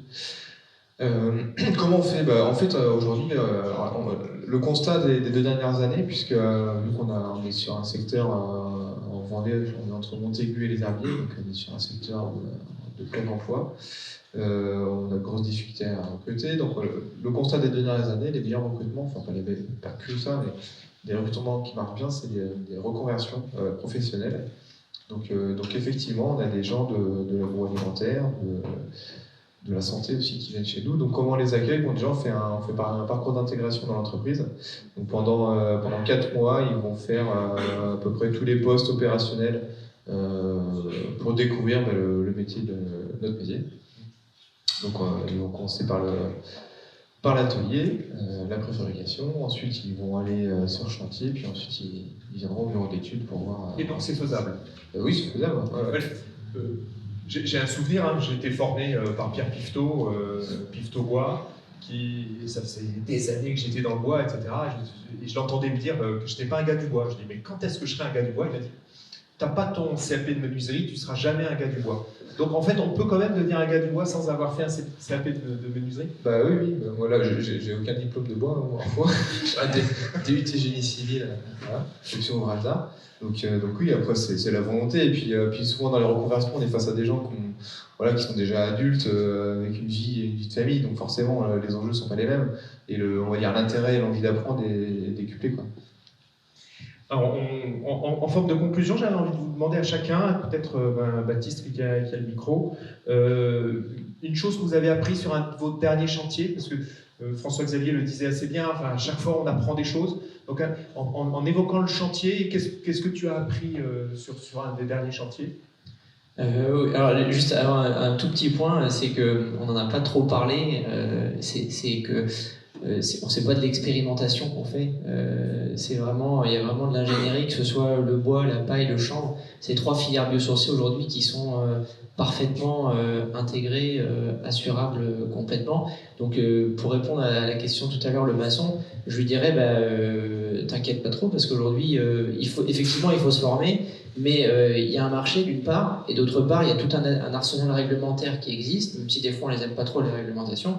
Et il y a tout un arsenal de formation. C'est-à-dire qu'aujourd'hui, que ce soit la propaille, la formation chanvre, toutes ces, enfin, le bois c'est un peu plus compliqué parce que le bois c'est vrai que c'est la filière la plus structurée et le bois est structure là où le chanvre et la paille sont remplissage isolant. Entre guillemets que, donc il y a moins de contraintes. Donc, et le maçon aussi, le maçon, le charpentier, beaucoup de corps d'État, ils ont ce savoir-faire, enfin ils avaient ce savoir-faire, notamment sur les maçons à la base, c'était aussi des tailleurs de pierre. Donc ils connaissent bien tout ce qui est notion de perspirance des matériaux, transfert de vapeur d'eau. Donc en fait c'est juste puiser dans les savoir-faire et les connaissances de leurs aïeux. Alors, donc, quelque chose que tu as appris récemment. Ben, quelque chose que... Pardon. Ouais, sur une dernière opération, quelque chose que tu... alors, un point particulier, là, je vois pas. Effectivement, nous c'est surtout la partie réglementaire, effectivement, de se dire toujours fouiller et jamais laisser tomber le biosourcé, jamais se dire, nous, on a eu des cas récemment où on pensait vraiment la cause perdue sur certains points et on a fini par trouver la solution. Donc, gardez l'espoir. François Xavier. Moi j'apprends beaucoup. Ouais. Non, juste déjà pour se dire quand même que en général, enfin dans 95% de nos projets, on prend vraiment plaisir justement à ce qu'on disait, à ces équipes qui sont quand même très transversales et donc on apprend énormément de choses. Donc ça c'est quand même dans ce que j'ai appris, en tout cas de ce que je ressens, c'est quand même qu'on prend beaucoup de plaisir à travailler. Déjà, ça c'est super. Et non, on est très en amont. Baptiste le disait un petit peu là. On est quand même très en amont des prochaines réglementations. Et là, comme évidemment on construit des bâtiments pour 50 ans et plus, on anticipe aussi les prochaines réglementations. Là, il y a des vrais sujets sur les réglementations feu, par exemple. Donc ça nous fait évoluer les conceptions, on est en constante recherche, on travaille aussi avec les entreprises voilà, pour trouver des bons compromis à la fois sur l'étanchéité à l'eau, sur l'étanchéité au feu, la non-propagation du feu en façade. Et évidemment, comme on monte aussi dans les étages avec les isolants biosourcés, ben, on a toujours des cas qui vont être nouveaux, en tout cas dans les prochaines années, tant qu'on n'aura pas des vraies règles professionnelles qui monteront en moyenne hauteur, et que la réglementation va aussi considérablement évoluer. Donc là, on change nos pratiques, notamment sur les balcons en ce moment. Le permis a été un sujet, mais on l'a sur d'autres projets. Donc voilà, un peu dans les... Edouard. Ce que je retiens d'un dernier chantier, bon, c'est déjà qu'il faut bien communiquer auprès de tous les acteurs du chantier, que, notamment quand on est sur des chantiers avec un isolant en paille, bien communiquer sur le fait qu'il faut faire attention. Enfin, normalement à l'humidité, tout ça. Donc, et en retour d'expérience, ce que je ferai sur les prochains chantiers, ce que je ferai, ou en tout cas ce que je préconise, c'est d'essayer d'intégrer dans nos lots de structure bois, notamment dans les murs, les couvertines de protection en tête des murs en structure bois, qui sont usuellement dans le lot de l'étancheur, du couvreur. Mais qui au final, quand on est en phase chantier, c'est de là d'où viennent tous les premiers sinistres, enfin pas les premiers sinistres, mais en tout cas les premières difficultés de chantier, on va dire ça comme ça, c'est que du coup, voilà, c'est le faisage de chantier, il faut que tout le monde soit là à temps. Franck, Kenkis ou je sais pas. Ouais, une anecdote sur la terre, en fait on a travaillé avec donc une association, enfin un collectif pour faire les ouvrages en terre et on s'est rendu compte que la temporalité entre les acteurs pouvait être différente. Et on s'est retrouvé avec des problèmes de coactivité qu'on n'avait pas du tout anticipé entre l'électricien, le plombier, les personnes qui faisaient les ouvrages en terre. Et concrètement, ça se traduit à un moment donné, tout le monde est dans la même pièce, tout le monde se marche dessus, et ça peut s'énerver un petit peu. Donc voilà, il faut intégrer cet élément-là parce que tout le monde n'a pas les mêmes contraintes et les mêmes attentes en matière de disponibilité et de productivité. Et juste un point sur les matériaux biosourcés, pour un maître d'ouvrage, ces dernières années, on a appris à gérer la pénurie de matériaux. Et la pénurie de matériaux, on l'a rencontrée sur tous les matériaux. Donc c'est effectivement pas du tout forcément que sur les matériaux biosourcés. Alors Hélène. Et alors, moi, ça va être un échange technique, parce que pour le coup, là où j'apprends et où on refait le monde sur tous les chantiers, c'est avec l'entreprise.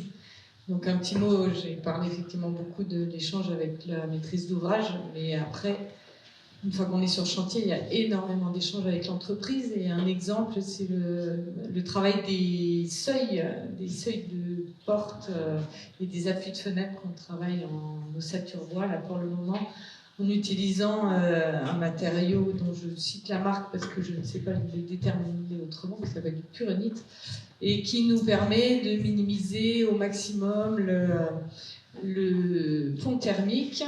Donc ça, j'ai travaillé ça principalement avec une entreprise, mais donc au fur et à mesure, on travaille à emmener toutes les autres entreprises avec qui on travaille sur les mêmes choses. Donc voilà, c'est un exemple, ce travail des ponts thermiques en pied de mur, qui m'a fait apprendre quelque chose sur la matériaux biosourcés. Merci beaucoup. Alors, il y a un micro qui est dans la salle. Et une première question, là au centre. Monsieur avec un t-shirt blanc en plein milieu. Voilà. Si vous voulez bien vous présenter. Oui, bonjour. J'ai deux questions en fait. Henri Louis de la direction départementale du travail, de l'emploi et des solidarités. Et moi, je m'occupe d'emploi et de formation. La première question, c'est bien comprendre le marché, si je puis dire. Quand on donne l'exemple de 10% des constructions, enfin 1% de la part, il suffirait de faire 10% de la construction. Moi, j'avoue que je croyais bêtement qu'avec la RE 2020, c'était 100% des constructions qui devaient être biosourcées. Donc, j'ai besoin de clarifier ça. Et puis, sur la rénovation, idem, puisqu'il faut quand même atteindre des performances énergétiques importantes aussi, puis des problèmes de climat et de chaleur énorme l'été, quand même conduit à se dire qu'il va falloir peut-être prendre les mêmes sujets. Donc, voilà. Essayer de chiffrer un peu plus les choses que les 10% qui ont été évoqués. Et puis la deuxième question qui m'intéresse, là pour le coup à titre professionnel, c'est la thématique de la formation. On a bien compris qu'il y avait quand même un souci de compétences sur toute la filière et de compétences plus généralisées que quelques spécialistes comme vous.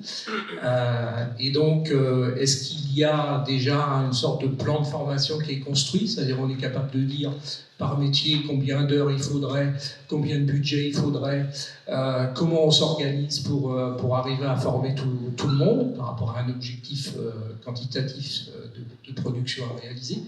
Voilà. Et si jamais on n'a pas fait ça, moi je connais bien Constructis, je sais qu'ils n'ont plus le temps, ils s'occupent que d'apprentissage en fait, pour faire simple. Donc ils ont pas beaucoup de temps, il n'y a pas beaucoup d'argent, les branches n'en ont pas non plus énormément. Voilà. Alors, moi j'ai noté 3 questions. Il y a une première sur la disponibilité des matériaux, on va dire au-delà de 2030, parce qu'en fait, la généralisation des matériaux bas carbone, donc en partie les biosourcés, mais il peut y en avoir d'autres, c'est après 2030, puisque les seuils vont grimper. Là, on doit diviser par 2 entre maintenant et 2031, et on va rediviser par 2 dans le parcours qui va nous accompagner joyeusement jusqu'en 2050. Alors, est-ce qu'il y aura assez de matériaux biosourcés pour continuer? Alors, je pense qu'on n'a pas été assez ambitieux dans le flyer pour se dire qu'on allait faire tous les bâtiments. Bon, déjà, on prêchait pour la commune de La Paille, mais clairement, il n'y a pas que ça. Donc, il y a plein d'autres matériaux biosourcés. On parlait de la ouate, on parlait du chanvre tout à l'heure. Donc, l'idée, c'est surtout, et là, on a pris 1% pour donner un équivalent. On va dire un équivalent raisonnable. Mais moi, je serais partant pour se dire qu'on fait 80% demain en paille ici. Là, il y a eu quand même des études qui ont été faites au niveau national. Alors, la paille de blé, c'est la céréale, c'est la paille qui est la plus disponible en France. Et en gros, entre 5 et 10% de la paille française permettrait d'isoler tous les logements neufs, en tous les cas, donc 500 000 logements. Maintenant, évidemment, il y a la rénovation. Qu'on ne fait pas et qu'on fera plus jamais. Voilà. De toute façon, on doit construire beaucoup moins et rénover beaucoup plus. Donc, il y a des vrais sujets liés à ça. Et je pense vraiment que les matériaux biosourcés se sont déjà vraiment mis en ordre de bataille au sujet de la disponibilité. Baptiste en a parlé aussi. On a aussi d'autres matériaux qui arrivent. On a évoqué la paille hachée. On a beaucoup d'innovations quand même dans ces filières-là. Et aujourd'hui, il y a plein de gens qui sont en train de créer les matériaux de demain.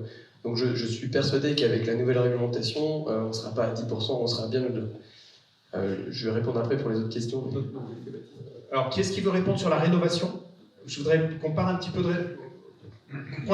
qu'on aborde les différentes questions. Qu'est-ce qui a envie de parler de... Est-ce que les biosourcés en rénovation, c'est aussi facile à utiliser qu'en neuf? Alors, sur la rénovation, je dirais même que les biosourcés, c'est plus facile. Et François Lévy en parlait tout à l'heure, c'est que les matériaux biosourcés, on les utilise d'abord parce qu'ils sont performants, il ne faut pas l'oublier. Le fait que ce soit écologique, c'est la cerise sur le gâteau. Donc, le point de départ, moi, sur la partie béton de chanvre, c'est qu'en fait, sur tout ce qui était notamment à Troyes, en fait, où il y a beaucoup de pans de bois, ils faisaient des rénovations classiques et ils se rendaient compte que les pans de bois pourrissaient avec les isolants conventionnels qui étaient utilisés. Et ils se sont mis à utiliser le béton de chanvre parce que qu'un mélange de chanvre, d'eau et de chaux, parce qu'en fait, il y avait la plus grosse chanvrière de France dans l'Aube, la chanvrière de l'Aube, et ils se sont rendus compte qu'en fait, ça améliorait non seulement la capacité thermique, mais qu'en plus, le bois était préservé. Donc, c'est vraiment un atout majeur des biosourcés sur les rénovations. Alors, sur les formations, je ne suis pas sûr qu'on ait toutes les compétences qu'il faut autour de la table pour parler de ça, mais court, si tu veux bien, François-Xavier. C'est vrai, Bon, alors court. Donc il y a des formations ProPaille qui permettent quand même aux entreprises et aux concepteurs de se former. Il y a des formations sur beaucoup de matériaux biosourcés. Moi, ce que je note, c'est surtout qu'on a triplé le nombre de formations sur notre territoire en 4 ans. Quoi, formation paille ou formation paille. Je ne connais pas trop sur les autres matériaux, mais juste pour se dire qu'il y a un engouement certain, ça c'est le premier. Évidemment, on n'est pas au niveau parce qu'on devrait faire basculer beaucoup plus de monde, ça c'est une certitude. Donc on travaille avec la région, on travaille avec un certain nombre d'acteurs publics pour justement pousser aussi les entreprises et les acteurs à se former. Mais, Edouard en parlera peut-être mieux, mais en gros, les acteurs ils se forment en général quand il y a un marché ou quand ils ont décroché un marché et voilà, ça va pas assez vite.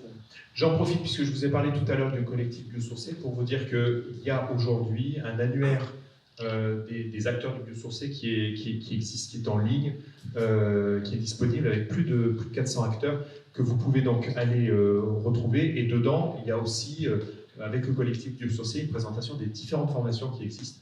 Donc ça, aujourd'hui, il y a tout ce travail-là qui est fait pour pouvoir accompagner tous ceux qui veulent travailler sur ces sujets-là. Une autre question, je ne sais pas si... là, on a eu une question qui est arrivée tout de suite. Monsieur, voilà, au deuxième rang. Le micro arrive. Voilà, si vous voulez bien le prendre. Oui, bonjour. Écoutez, oui, moi, je gallo-gallique, donc j'ai fait 20 ans comme Edouard, dans un leader mondial du béton. Et puis un jour, on m'a expliqué que le béton le plus décarboné, c'était celui qu'on ne construisait pas, donc j'ai tout changé, où je suis passé du neuf à la réno, et puis construction bois.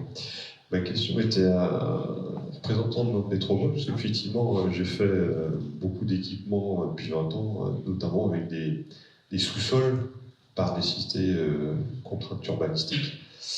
Et ma question était la suivante, parce qu'effectivement, en termes programmatiques, le fait de dire on n'est plus obligé de faire des sous-sols qui sont forcément en béton va générer plus d'utilisation de biosourcés.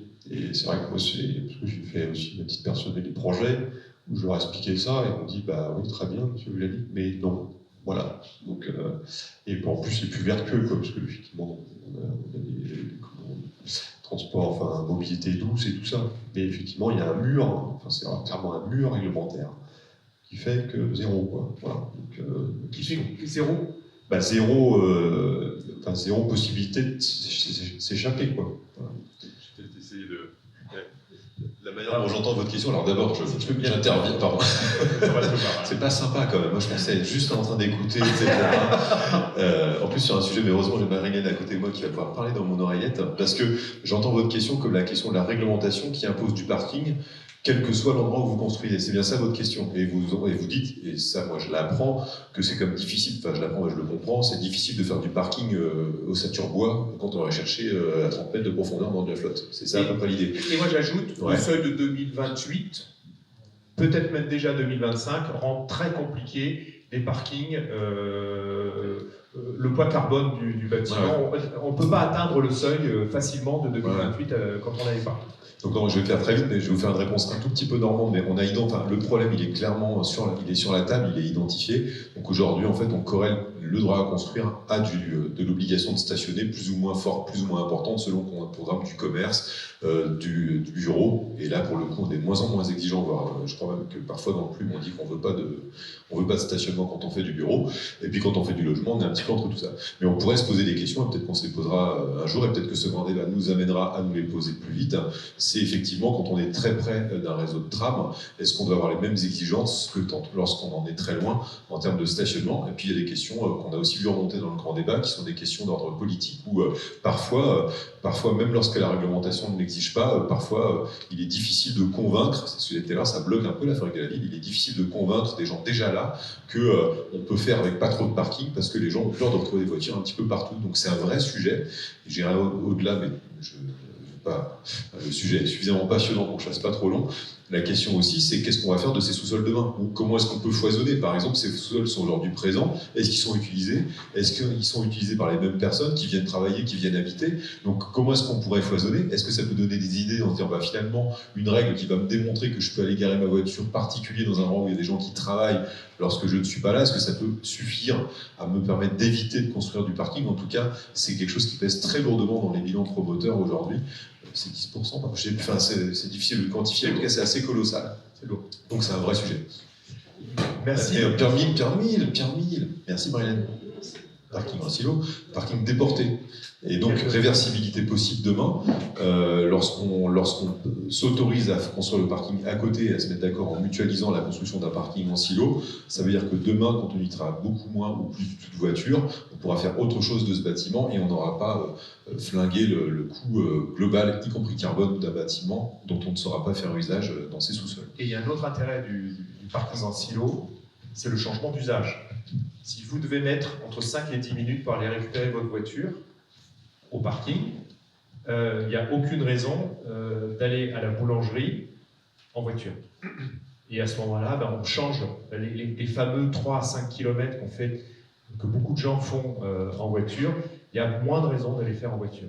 Donc on voit bien comment la construction a un impact sur un autre usage qui est aussi carboné, qui est la mobilité. Donc là, il y a quelque chose qui est testé à Pierre-Mille, à quand même une grande échelle sur notre métropole, et qui peut demain être aussi une autre façon de fonctionner, d'avoir sa voiture un peu moins près de chez soi qu'en ce moment. Est-ce qu'il y a d'autres questions? Toi, tu as une question aux participants, alors c'est une question au premier rang. Moi j'ai une liste de courses. Non, mais finalement, la question peut-être la plus basique, elle est peut-être ridicule, mais en vous écoutant, on se dit, tout est là en fait. Alors pourquoi on n'a pas. Comment massifier? Alors je vais le dire autrement, c'est quoi les freins aujourd'hui à la massification? Parce qu'à vous entendre, demain matin, on change tout et ça marche. Donc pourquoi ça marche pas ou pourquoi ça se fait pas? C'est quoi les freins? Le best-of des 3 horribles freins à la massification. Il y a Franck qui a un beau sourire, là, on se dit, on va voir la réponse. Les freins, il y a une réalité économique. Aujourd'hui, les matériaux sont disponibles, on sait qu'on peut quasiment faire tous les usages avec, mais par contre, ils ne sont pas assez disponibles en grande quantité, massifiés, je ne sais pas comment le dire, au point de pouvoir faire baisser les coûts et de concurrencer réellement les techniques traditionnelles. Alors, heureusement, la réglementation nous permet d'aller un peu plus vite, de diminuer la différence, mais aujourd'hui, la réalité pour un maître d'ouvrage, c'est qu'il y a des surcoûts. Donc on essaie de les anticiper justement pour limiter ces surcoûts et puis pouvoir faire des opérations, pouvoir dupliquer. Mais l'appliquer à toute la production, aujourd'hui, c'est pas encore possible. Enfin, je vais être honnête, surtout quand on est un bailleur social, c'est même impossible. Et je voulais rebondir sur le sujet de la rénovation, parce que pourquoi on ne le fait pas? Effectivement, les matériaux existent, on sait qu'on pourrait faire de la rénovation thermique avec des matériaux biosourcés. Mais là, il y a un autre enjeu, c'est des injonctions réglementaires avec du coup des objectifs très très ambitieux, massifs à court terme. Et là, quand on regarde la disponibilité financière et le nombre de logements à rénover, on fait des choix. Et malheureusement, le matériau biosourcé n'est pas plébiscité parce qu'on veut avant tout rénover le plus de logements possible pour avoir un confort thermique plus efficace pour les habitants. Alors, j'en profite que tu as la parole pour montrer un outil qui a été réalisé avec Reseco. Je ne sais pas si c'est celui-là, voilà. Reseco qui était représenté tout à l'heure, c'est un outil d'aide à la commande publique pour pouvoir passer commande de matériaux biosourcés avec plein de trucs et astuces, de choses très simples, je souhaite faire ça, comment est-ce que je m'y prends, et donc on a là une boîte à outils qui vient faciliter le travail. C'est publié depuis très peu de temps, hein, je pense que ça fait moins d'un mois que c'est sorti. Et donc, vous avez l'adresse pour tout ce qui est biosourcé. Si vous voulez retenir une adresse, en tout cas en Pays de la Loire, c'est novamil/biosourcé. Hein, vous voyez, c'est la première des adresses et on est un centre de ressources, donc on essaye de vous mettre toutes les ressources. Et vous avez aussi sur Reseco, boîte à outils matériaux biosourcés. Alors, il y a une question là, au deuxième rang. Alors c'est une question commentaire et réponse à la question qui vient d'être posée. C'est un peu tout ça en même temps. Je vais vous expliquer pourquoi. En fait, on est en train de rénover une maison donc à Nantes pour faire de l'habitat partagé. Avec un gros enjeu, c'est une maison qui est classée au petit patrimoine nantais, donc il y a tout un tas de contraintes qui font qu'on ne peut pas ce qu'on veut. Et en fait, c'est le gros bordel. La raison pour laquelle ça va pas plus vite, la raison pour laquelle il n'y a pas plus de biosourcés, c'est que c'est foutrement compliqué, qu'il y a tout un tas d'acteurs qui disent, dans certains cas, peut-être pas tout et son contraire, mais en tout cas qui ne s'appuient pas sur les mêmes chiffres pour établir leur diagnostic et nous aider, nous, utilisateurs finaux, à prendre des décisions. Que très clairement, le biosourcé n'est pas plus que ça mis en avant dans les aides à la rénovation thermique des bâtiments. C'est pas orienté. Non, c'est pas orienté, et si ça l'était, c'est pas accompagné. Et ça l'est quand c'est une décision plus que motivée. Et quand je dis plus que motivée, c'est extrêmement chronophage, et beaucoup plus chronophage pour nous qui pourrions, à l'origine on n'y connaissait rien, on est obligé de se former sur le tas. J'ai passé des heures et des heures et des heures sur X sites internet, forums, vidéos YouTube de l'auto-rénovation et autres, et j'ai l'impression parfois d'en savoir plus que les interlocuteurs que j'ai en face de moi, et ça m'attriste, hein, et en fait, c'est le gros bordel. Donc la raison pour laquelle ça ne va pas plus vite, c'est que parfois, je me demande s'il y a des velléités réelles, publiques, pour faire en sorte que cette filière se développe au-delà de la construction et sur le cas de la rénovation. Sur le cas de la rénovation, à notre échelle, moi je peux vous dire que ce n'est pas le cas. Et typiquement, on s'est posé la question d'utiliser des enduits chauds-chambre. Et on nous a dit, en fait, la réglementation dans le cadre de la rénovation thermique, c'est comme si vous mettiez une feuille de papier. Donc, parce que c'est pas normalisé, parce que c'est pas, en fait, alors, je sais pas qui a décidé, en fait, la mise en œuvre est peut-être pas suffisamment, normalisée, réglementée, ou, enfin, bon, bref, j'ai peut-être pas le bon terme, vous m'excuserez. Mais en tout cas, c'est au-delà du coût, qui est sur les isolants biosourcés qui sont quand même pas les mêmes que d'autres types d'isolants. Et pourtant, on a fait tous ces choix-là. Hein, mais voilà, donc moi, mon petit témoignage, c'est que c'est encore sacrément le bazar, quoi. Hélène, je pense que ce sont des acteurs avec lesquels tu es en contact. Tu connais ce type d'interrogation-là? Oui, alors ma vision globale du monde de la construction est assez limitée puisque ça fait 16 ans que je ne fais que ça. Donc forcément, il y a le bordel dont vous parlez là. Moi, je l'ai peut-être un petit peu moins sur mes chantiers, sur mes dossiers de manière générale. Je voulais juste rebondir. Effectivement, il faut s'entourer de gens pas forcément qui sont sachants aujourd'hui, mais qui ont envie aujourd'hui. Ça, c'est important. C'est-à-dire que celui qui a envie d'y aller, je dis souvent que chaque petit pas fait dans l'avancée de la construction écologique et des matériaux biosourcés, donc, et un pas, s'il est assumé, c'est un pas on ne le refait plus en arrière, en fait.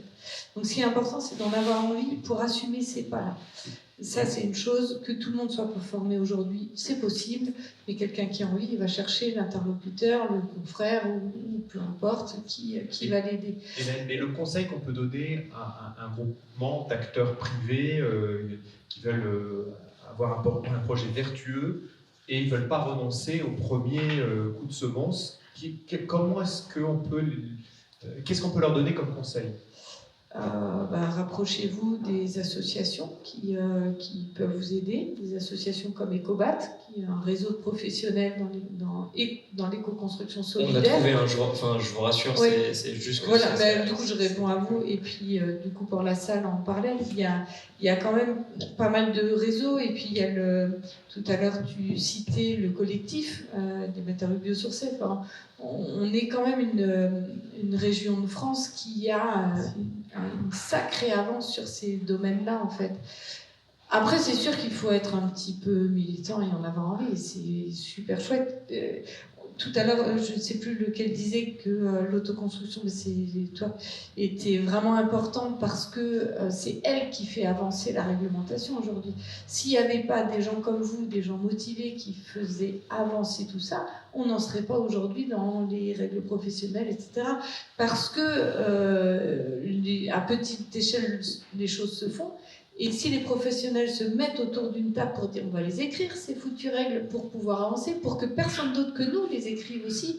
Et c'est bien parce qu'il y a des collectifs comme le vôtre et comme des gens qui se regroupent ou qui font leur maison qui permettent de le faire. Donc que ce soit un petit peu le bazar, pourquoi pas, mais c'est vrai qu'on a quand même la chance d'avoir des réseaux sur le territoire qui permettent d'avoir des relais vers les professionnels qui savent faire. On a une question dans la salle, si tu veux bien ouais. présenter. Bruno Violo de l'agence PADW. D'architecture, une scope. Vous m'avez coupé l'herbe sous le pied parce qu'en fait, vous l'avez lâché le mot. Je pense que c'est une histoire de militant. Quand on raconte tous notre parcours, on voit bien que ça fait 10-15 ans qu'on travaille sur le sujet et qu'on essaye, bon an mal an, de tirer et de faire valoir les convictions qu'on porte. C'est vrai que ça bouge et c'est bien, mais je pense que ça bouge pas assez. Et je pense qu'il faut que ça émane d'une réelle contrainte ou d'une volonté politique. Je sais pas, ça commence. Pierre Mille en est un exemple, parce que c'est quand même aussi politique. Par contre, au-delà de ça, quand on est un citoyen lambda et on commence à s'intéresser à la question, j'ai eu ce parcours il y a 10 ans, faut être convaincu, quoi. Et donc aujourd'hui, comment on diffuse l'information, comment on fait que ce soit la règle et pas l'exception. Moi, j'ai été formé à la traditionnelle, béton, etc. Par contre, j'avais des convictions personnelles, donc je me suis confronté à ça et je me suis pris plein la gueule au début. Mais n'empêche, c'est par conviction qu'on avance. Est-ce que tu as une question ? Et j'ai juste entendu. si, ça va venir. Et j'ai juste entendu. Je voulais que vous en parliez, c'est-à-dire les réflexions dont on a toujours fait comme ça, ça marche, donc on revient pas en arrière. Les bureaux de contrôle qui disent mais moi j'ai pas la vie, donc même s'il y a des attextes des fois, oui mais l'attexte il est pas bon parce qu'il était, enfin bref, on a tous eu ces cas de figure et j'aimerais bien que vous en parliez parce que là on parle d'un monde idéal, mais quand même c'est quand même une guerre tous les jours, quoi. Voilà. Oui, effectivement, on a toujours fait comme ça, il n'y a pas de raison de changer. On en a tous des exemples. Celui que je donne très souvent et qui aujourd'hui est devenu réglementaire, c'est l'étanchéité à l'air. Le premier chantier que je fais, donc j'ai tout juste, je sais pas, j'ai 25 ans, je suis blonde avec des cheveux jusqu'en bas des fesses, enfin bref, je vous peins le truc. Et en chantier, je pose la question à un plaquiste en disant, mais il faudrait pas scotcher là les scrafts qui sont sous l'isolant. Et je me suis fait renvoyer 40, enfin bref, je rentre à l'agence, je dis à mon patron, je dis, mais quand même, il me dit ça, machin. Il dit non, on fait comme ça. J'avais un bout de souvenir dans mon cours de construction que. Il essaie de dire comment alors? Et ben en fait, on a tous le souvenir des dalles de faux plafond qui se lèvent avec le vent, quand même, dès qu'il y a un peu de vent. Parce qu'il n'y avait pas d'étanchéité à l'air de fait, parce qu'on balançait l'isolant avec son craft en dessous qui servait juste à rien du tout. Donc oui, effectivement. Mais je rebondis sur ce qu'on a dit quand même. Alors, on n'est pas. Mes filles me disent souvent que je vis dans un monde de bisounours. Eh ben non, c'est pas juste un monde de bisounours, c'est juste qu'à un moment donné, quand on se pose la question comment on fait les choses, on les tient jusqu'au bout. Et c'est chouette de les tenir jusqu'au bout. On parle d'étanchéité à l'air, on parle de mise en œuvre d'isolants pour pas avoir de sinistres, etc. Donc effectivement, nous on est convaincus, donc on a tous nos pieds, nos mains, etc. dans les choses, et c'est pas le cas de partout. Mais j'avais envie de dire aussi tout à l'heure que l'énergie est peut-être pas encore assez chère, parce qu'effectivement, il faut beaucoup moins d'énergie grise pour mettre en œuvre un matériau biosourcé qu'un matériau non biosourcé. Donc peut-être qu'il va falloir encore qu'on ait un peu plus le nez dans le caca pour avancer, mais on va y aller. Est-ce qu'il reste une dernière question, monsieur? Oui, bonjour, donc moi je suis responsable des moyens généraux à l'université Gustave Eiffel au campus de Nantes, donc je m'occupe, on est en train de rénover des bâtiments en isolation par l'extérieur par exemple. Et donc on a été obligé, c'est pas moi qui décide, c'est mon direction, de faire de l'isolant par extérieur avec du polystyrène. Donc forcément, oh là là, pas bien. Donc forcément les habitants. Ça commence mal. Voilà, les habitants du bâtiment ont dit mais comment que ça se fait qu'on n'a pas mis de la laine de bois ou autre. Et la seule réponse qu'on a pu leur donner, c'est financier, donc forcément ça fait un petit peu mal, mais c'est comme ça. Donc on espère que ça va évoluer dans le bon sens par rapport au coût de ces matériaux. Et puis moi j'avais une autre question par rapport justement aux contrôleurs techniques, parce que moi je ne suis pas du tout du métier, j'ai aucune formation dans le bâtiment, j'ai été mis là parce qu'il fallait que quelqu'un s'y mette. Et donc j'ai cru comprendre que en fait, les contrôleurs techniques, ils sont là, mais ils ne nous donnent pas toujours les bons conseils apparemment, ce que j'ai compris. Donc est-ce que vous pouvez me confirmer ou est-ce que ça sert à quelque chose de payer un contrôleur technique, tout simplement? Alors, juste avant, j'ai envie de... contrôleur technique dans la salle d'achat. La main dans la salle. Tant mieux, justement. On va leur donner la parole. Il y en a peut-être des bons, alors. Mais juste avant, je voulais parler de l'isolation. Et d'abord, on donne mauvaise conscience à personne. Quand on isole. Et quand on fait le calcul carbone, y compris avec l'isolant dont vous avez parlé, l'important c'est que sur les 30 prochaines années, on va avoir divisé par 2, par 3 la consommation énergétique, et le résultat carbone, lui, il sera au rendez-vous. Et donc il faut aussi se dire, aujourd'hui on est dans une démarche où vraiment les bâtiments, il faut les rénover. Les rénover de façon qualitative, on a dit tout à l'heure, le biosourcé c'est une démarche qualité, c'est sûrement mieux, mais d'abord pensons à la rénovation. Donc c'est la première chose que j'avais envie de vous dire.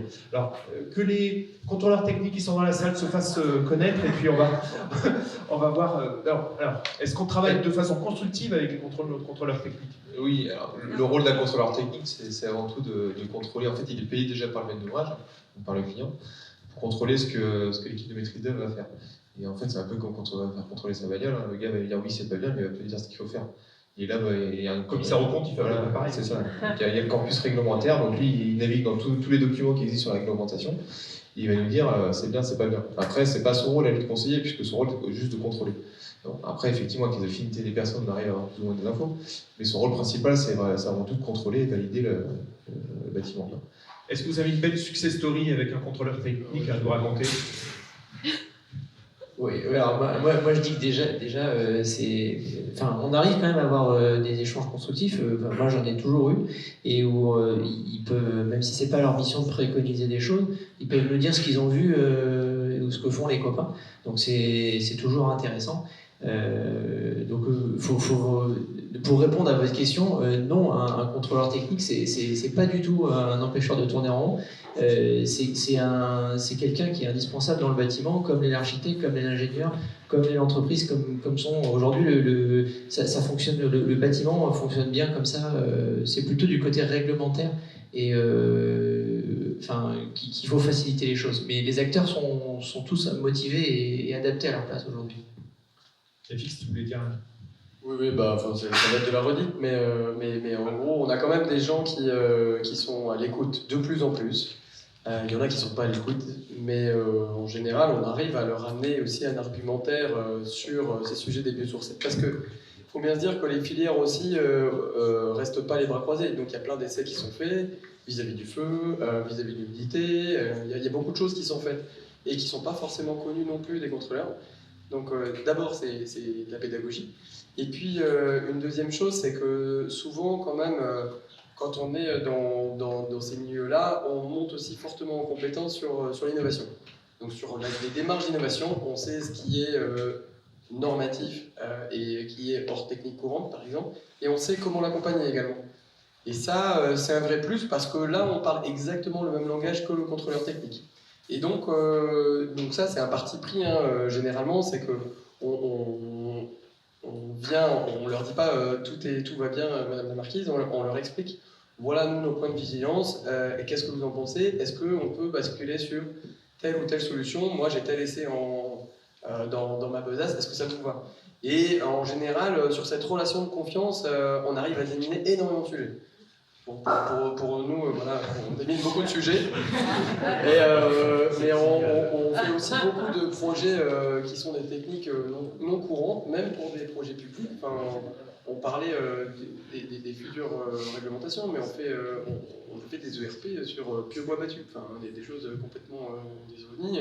On a fait de la paille porteuse, on a fait des murs en terre porteur, on a fait beaucoup de choses comme ça.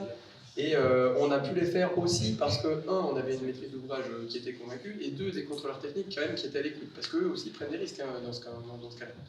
Donc faut pas se dire qu'ils sont tous méchants. Nous, on leur amène vraiment de la pédagogie, et puis on les fait aussi monter en compétences, et souvent, on en retrouve de projet en projet, et puis bon, après, ils nous tapent dans le dos en disant oui, non, ça c'est bon, on va aller plus loin maintenant. Merci beaucoup. Merci à tous nos intervenants. Si vous voulez bien les applaudir.